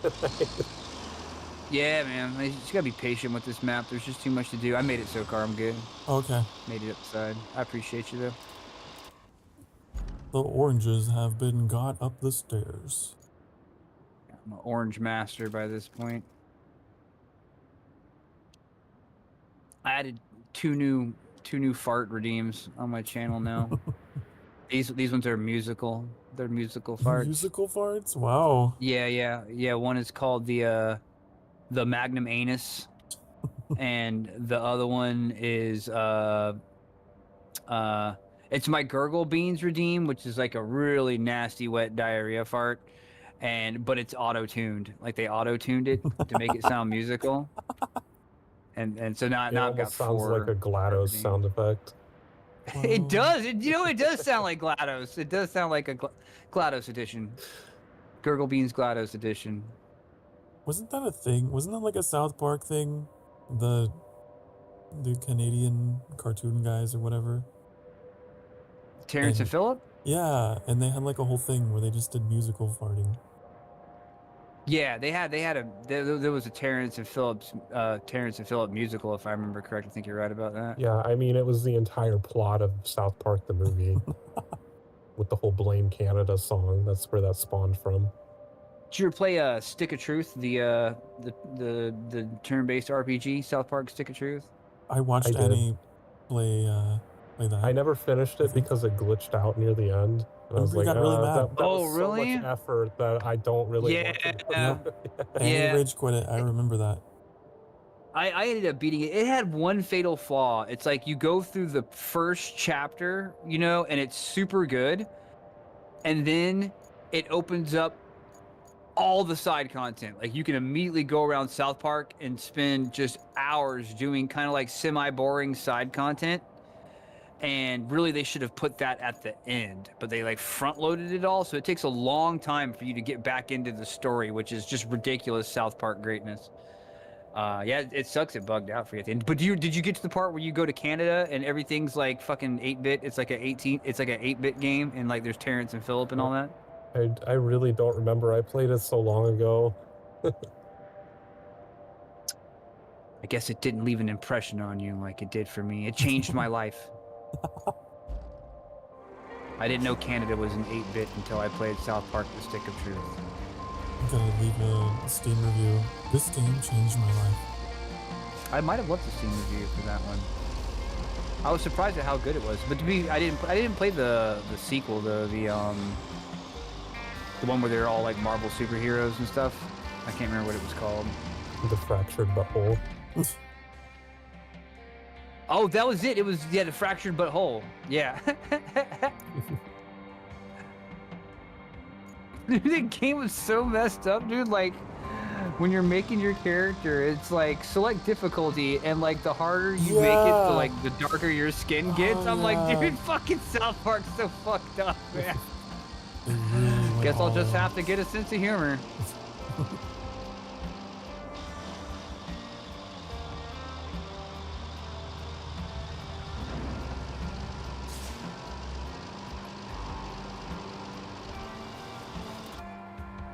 There's like a pipe up here. I can't quite.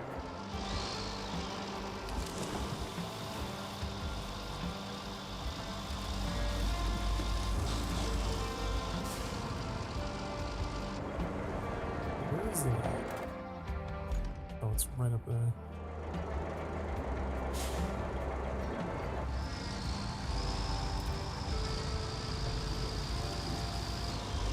Dude, I feel like this was the first map they made, like back when they were first conceptualizing the game, and they just like, it feels like they put a ton of work into this map. Oh, like yeah. it's so long, It's and weird. I feel like this was like their first great map, and then the other ones were like hastily put together by comparison. It definitely Like, well, stands we're gonna out. streamline the other maps. Everything's building up to this map. Still one more after this. Yeah, actually, I'm curious. I hope it's good. And I hope it's not gimmicky. Like this map wasn't gimmicky. This one, you have to bring all your tools to bear.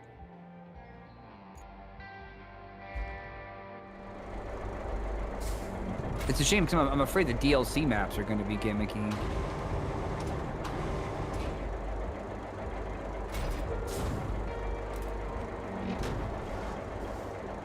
Dude, they really improved the waypoint system. Like they Oh, look yeah. different on the ground. They're like a transparent dark blue, and they disappear when you drive over them.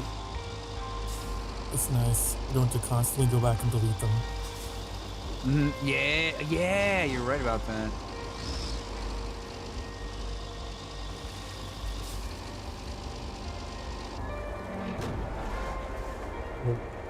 What are you doing over? Oh, are you replacing that pipe?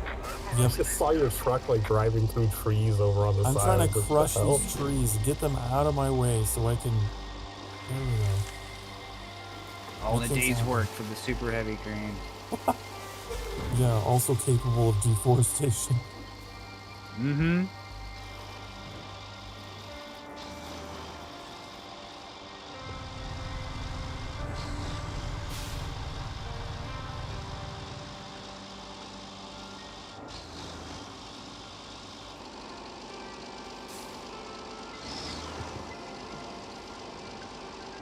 Where is the? Let's see. Gotta get him pipe.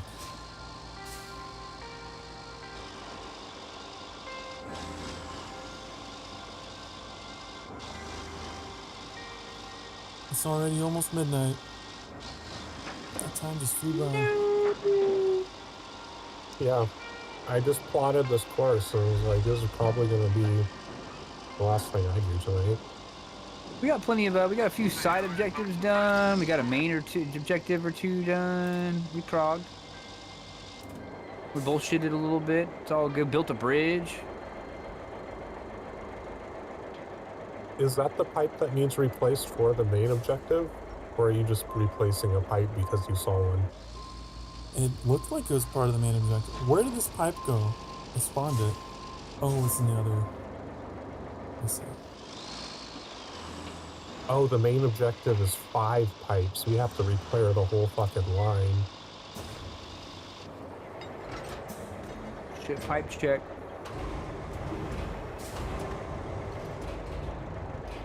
Well, at least we'd have a road going out to some of them. It's a PPS check, Easier. pipes per second.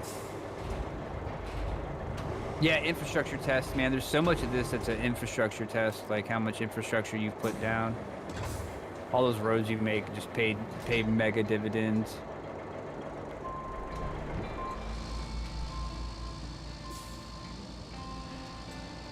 I built a few bridges on this map so far. I think I've built like 3 or 4 bridges.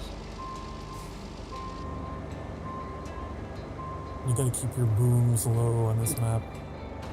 That's the other thing Yeah. that's kind of annoyed me about this map is we still don't have the concrete slabs facility unlocked. Nope, We're gonna wooden be at the bridges end of all the day whole long. campaign, and it's like, okay, now you can have concrete next map.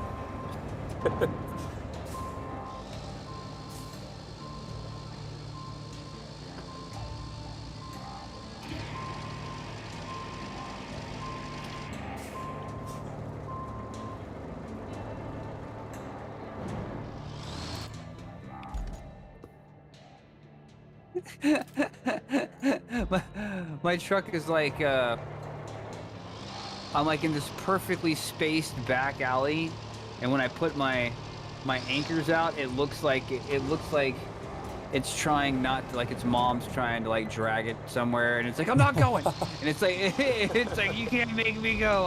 I'm not leaving here. It's just like gripping onto the walls for dear life.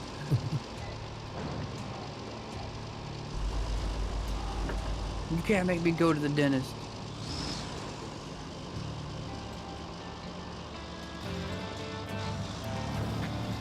And finally, that's There it is. done. Kelly alert. Kelly alarm. Great work. You managed that before my 3rd coffee. Oh, Is it just me? Does she sound different? Does she sound like me? I just noticed that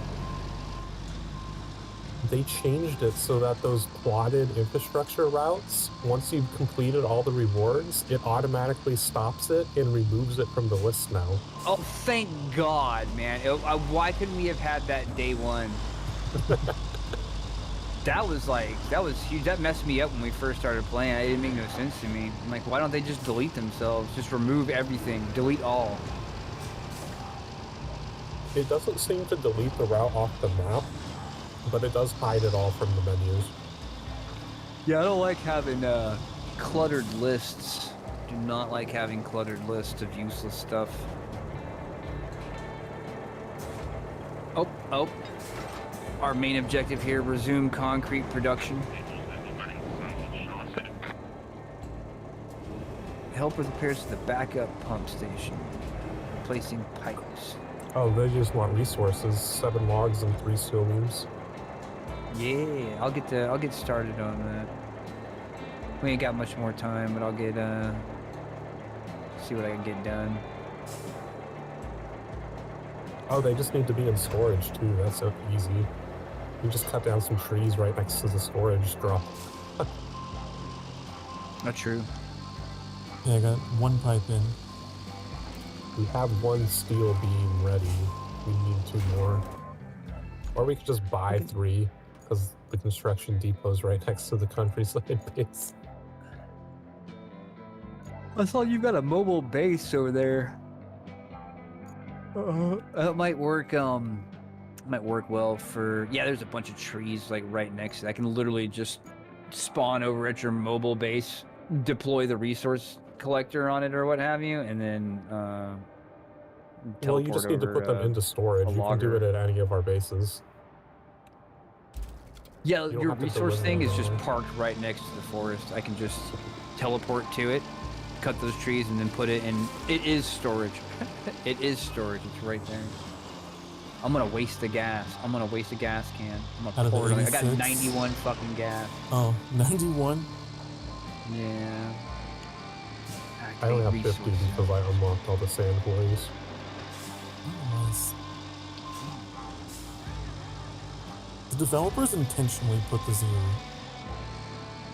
This obstacle. Like, come on.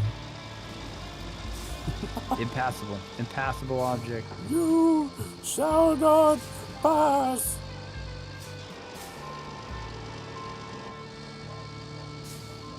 Okay, fine. I'll do it this way.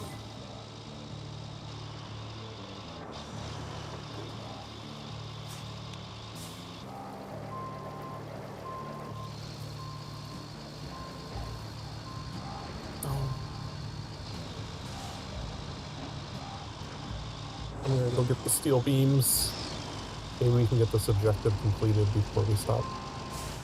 Yeah. I'll have the I'll have these trees done in no time.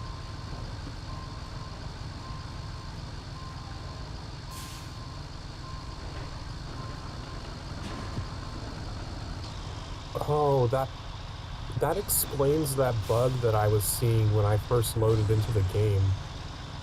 It kept popping up the message that an infrastructure route had failed, like the little red exclamation. Kept Oh, it opening was the them menu, turning them off. and there was none. There were none in the list. And I think what happened is the last time we played, before they fixed that and started removing them from the list, one of the ones that was already completed probably failed and was just sitting in a failure state. And then when we loaded Yeah. the game, it hid them all. So It's made for new players. New players are gonna be hooked up playing this game. They're gonna get to frickin' set up some extra difficulty stuff. The infrastructure route isn't gonna be a logistic nightmare. Back in my day, we had to get the oranges up the hill in the snow. the snow runner.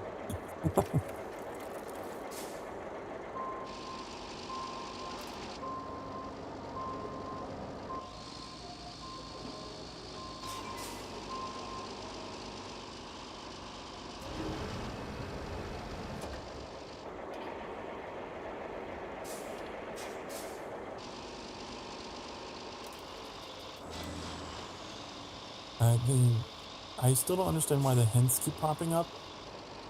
Is that another hidden setting I can turn off? Because hide hints, it sure is. Oh, I turned that off like on day 2 of playing this because they were annoying. I feel like I've turned it off 2 times and it just keeps happening. I feel like I went into the options and turned it off and it just keeps happening. I'm gonna try again. I'm gonna try again right now. Like, is it the skip tutorial button? There should be, under settings, it just says hide hints and hide vehicle control hints. I don't know, but I skipped tutorial. Hide KSIVA. No. Vehicle control hints. Hide hints. No, I want the vehicle control hints, but I want the hints. Yeah, the vehicle control hints will hide all the buttons to... Yeah, do so Oh, you know what really? buttons do Oh, what, you're right. yeah. Oh, shit. Yeah. Okay. You control with your heart. Use the force. Luke, you've turned If off you're your very vehicle control. confident in your memory to I just do said, the look, your wrong- targeting system's been turned off. I was thinking the same thing. Well, I was thinking, I am one with the force is one with me. That's what came through my head, but you had the better one for sure. Cut to a screenshot of him with his control panel open of this game. Oh.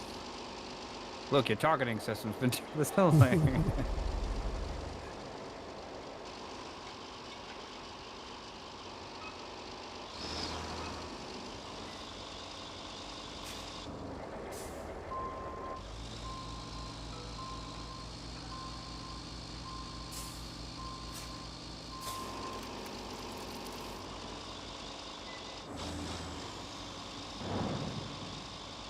Let's go eye in the sky, spy on daily. Look at those logs. Oh, we're getting them. They're going all the way up the stairs.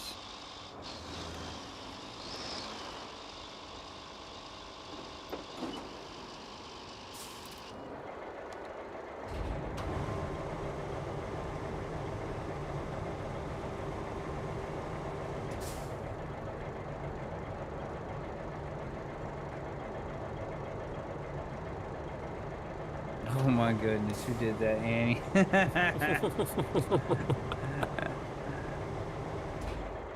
Who was that? Someone prowling around here.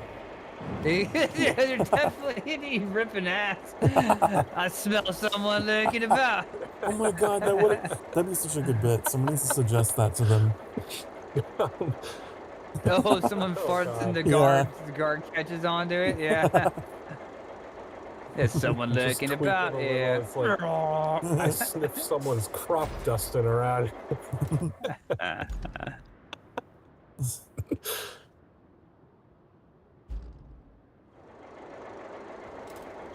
Yeah, I've been seeing this cut. I don't know what movie it's from, but it's some British program where they're like, smells a bit like shite.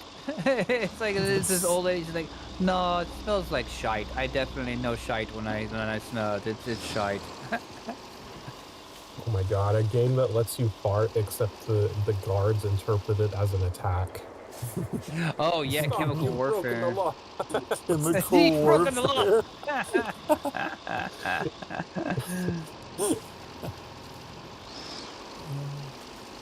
Garlic, bitch.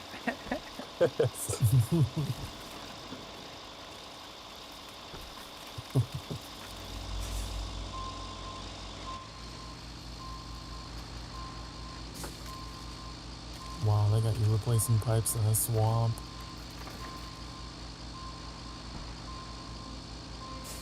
Oh yeah, a couple of those pipes out there are like gonna be ridiculous to get to because there's one all the way up behind the pump station too. Oh my god. Good thing I just built that road for you. You know, in real life, the guys who go out, build pipelines in terrain like this, unsung heroes, I guess. Mm-hmm. Hopefully they get paid good. Or paid well.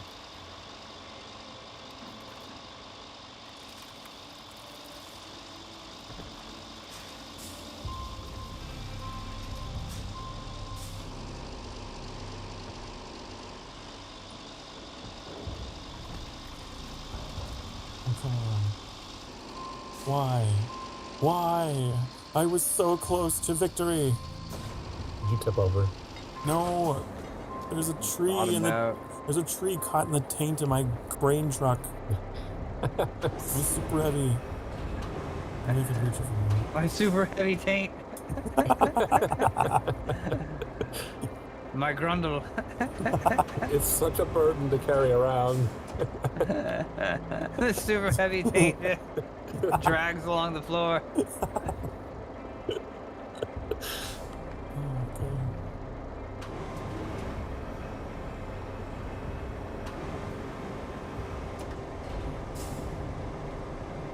We need a vehicle that has a saw blade. Oh, Kelly alarm. Kelly alarm. No, it just gives us 2 infrastructure routes. I didn't get the Kelly. I didn't get hit the Kelly. It did. I'm sorry, it was a Kelly warning. It was the Kelly forecast. Yeah, it was the Kelly forecast. DEFCON. We have like different. Threat level Auburn red. Oh yeah, do double. No, we'll do that next time. Double infrastructure routes. Yeah, we'll do that next time. One of them's probably going to require a little more concrete because it has to go through a water spot. Let's see. From Chia to Chia. Oh, we're gonna have to build that. Oh, y'all built that bridge, huh? That one on the north side. Oh, is that what the what we just did? Did it build that bridge for us? That goes from the concrete slabs facility north, the one that I had Evil Knievel? It looks like there's a bridge there now. No, you built that one. No, that's the bridge I built earlier. The one, Where the frick one that's was the one broken that is the one that's further north. That you go up the path a little that more one runs. and take That a one right. runs east to west. Yeah, okay, yeah, I see it now. Yeah, I think we're It's gonna like- have to. I was so For some reason, confused. I It's thought like, that one you ran built north that to bridge. south. What are you talking Who built that beautiful bridge? It was you the whole time. Yeah, it was. We're gonna have to build that bridge going across there for the infrastructure road. I think we could go south and just use the road that I have built. There's just like a little puddle of water we need to fill in. Oh yeah, true. Yeah, we would definitely have to fill in that water. But after that, it looks like it's pretty smooth sailing. See, they come down across that bridge we already built. There's a little bit of flooding in the industrial base, but it's not too bad. And then we've got that bridge going Well, west the out of industrial there. base is all paved, so you can easily drive through it. Yeah, they'll be fine. Okay, yeah, that works for me. I'll cancel that bridge on the north end. Wait, what about the other infrastructure road? I'm already doing the second one because it's a very short between the 2 islands. Oh, okay. It's already running. I'll set the other one then. The first one.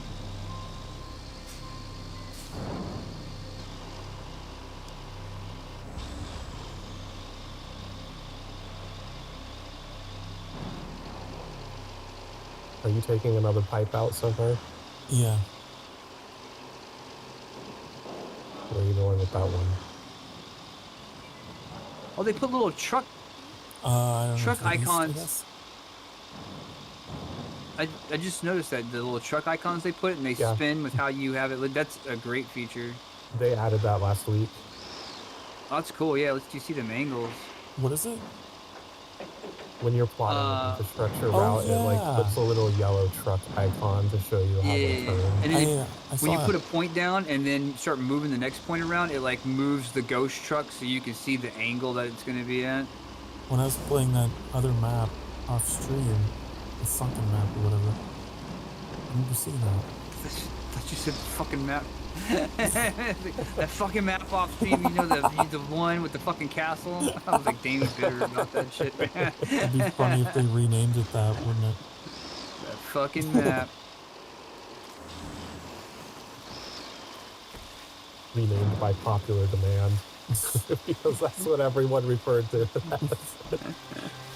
Hello, I don't know, from a house fucking, and this is fucking castle.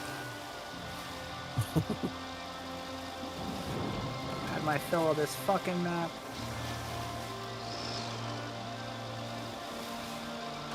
My castle's bad time.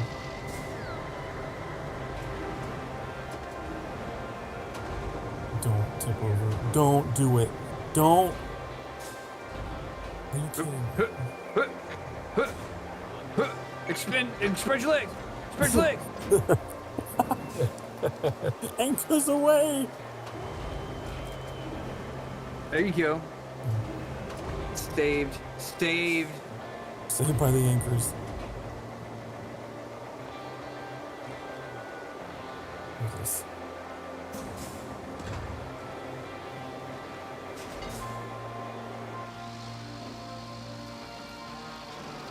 When I'm making this business, you really got a sling leg. Okay, that's all the pipes that were available. The rest of them we'd have to recycle to make them. It's fine. It's midnight already, so we're gonna stop here anyway. Yeah. Those next Oh, pipe it's got this locations, infrastructure route built. not too hard to reach.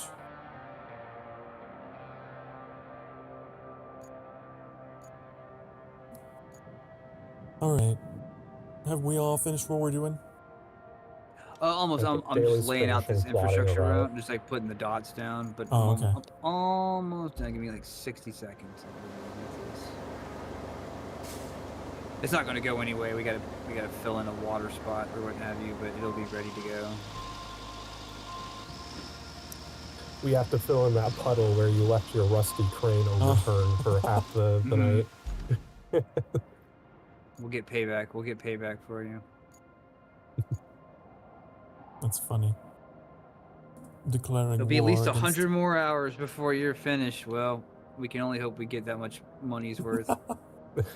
This map. Tutorial complete. Yeah, we get the title screen. Man, yeah, because this is part 20 on my Yeah, same. side, and if you consider we've been doing at least 4 hours per thing, so that's at least 80 hours of content. Maybe yawn. Get 100 hours out of this thing, plus the 2 DLC maps. I don't even know if I want to do those right now or if I want to wait until a couple more come out. You know what I mean? That way we don't do them piecemeal. We have like a big sesh. I'm I'll fine have with to look waiting at 'em either and- way. Yeah, I'm fine either way too. I guess it depends on how big the maps are, I suppose. Huh? Well, let me complete the route. Oh, it goes up here. That's what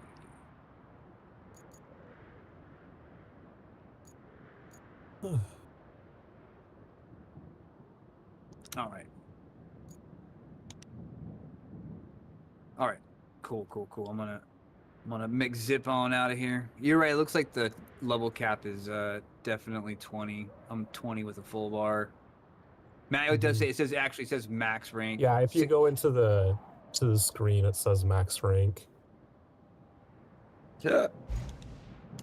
Yep, same for me. You get back to the DLC, only been really starting. Does it look like the contamination map is going to be a decent size map like this, or is it just kind of like a gimmicky map? Yeah, that Helldivers 2. I can't wait to play some. We'll be playing that on Saturday with Annie and Mousy and Cash. The event 4x4 log, kilometers. it actually saves Kelly's dialogue in the event log. Oh, good. I want to read the novelization. Gosh, you really put the U in rescue, don't ya? I was just about to say, like, Don't could you you know? actually read through it without doing her accent over it, though? Oh, dude, we should have a Kelly novel night where we all take turns reading her text log.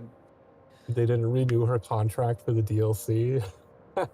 Kelly's gone from the DLC, dude. Come on, man. At least it was meme worthy. They need to. What they need to do is add. They need to go the opposite way. They need to add the Delete Kelly DLC for like $2.99, where you buy it and it removes Kelly, or gives you optional other voiceovers. That would be good if they had another person come in and you could get a different decision. Like in Dirt Rally, you can have a dude or a lady do your call outs, your radio call outs, your pace notes or whatever. Map notes. Small bump, very long. You know, left 6 and 5, 100 straight, And sharp right, hairpin left, unseen, 10 to finish. There was some news story I was reading about where the co-driver was doing all of this and the driver just went along with it and didn't actually understand what he was saying. I read that. Like And he he got never so mad when he understood found what he out. was saying. Yeah. And they had been like a championship team for years, dude. Like, and the guy was like, "Oh yeah, I'm one of the best in the business." And it's like, and his driver just never had any fucking clue what he was saying. I don't know if I believe that, because the way that they drive into blind turns and stuff, you kind of need that. But I mean, I guess stranger things have happened.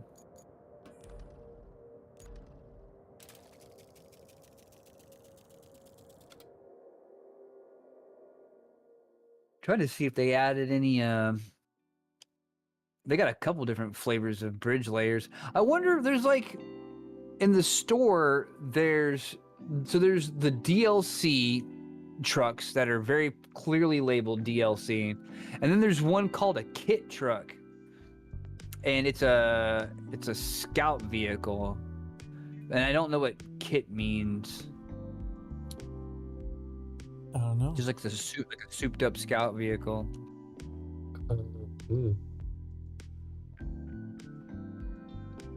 It's the only thing that's in that. I don't know what the kit stands for. They got a tracked heavy dump truck that's DLC. And they got a scout truck that's DLC.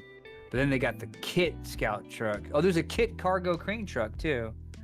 The kit is one of the DLC variants of a base truck. I don't know how they chose what the label of the truck was. Oh, okay. So it's just a reskin. Is that all it is? Google knows.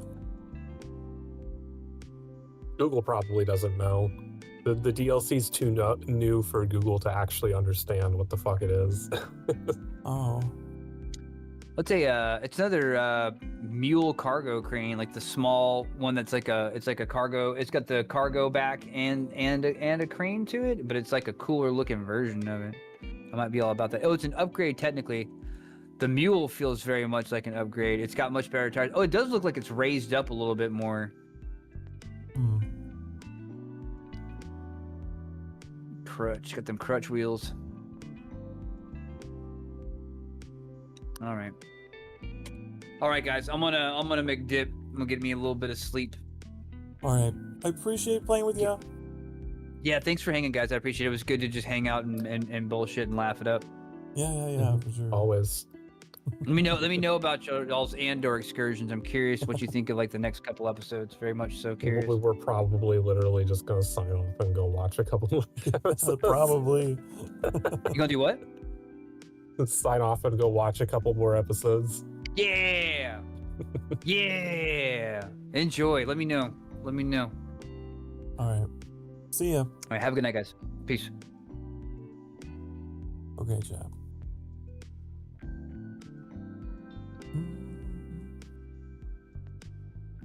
It is time.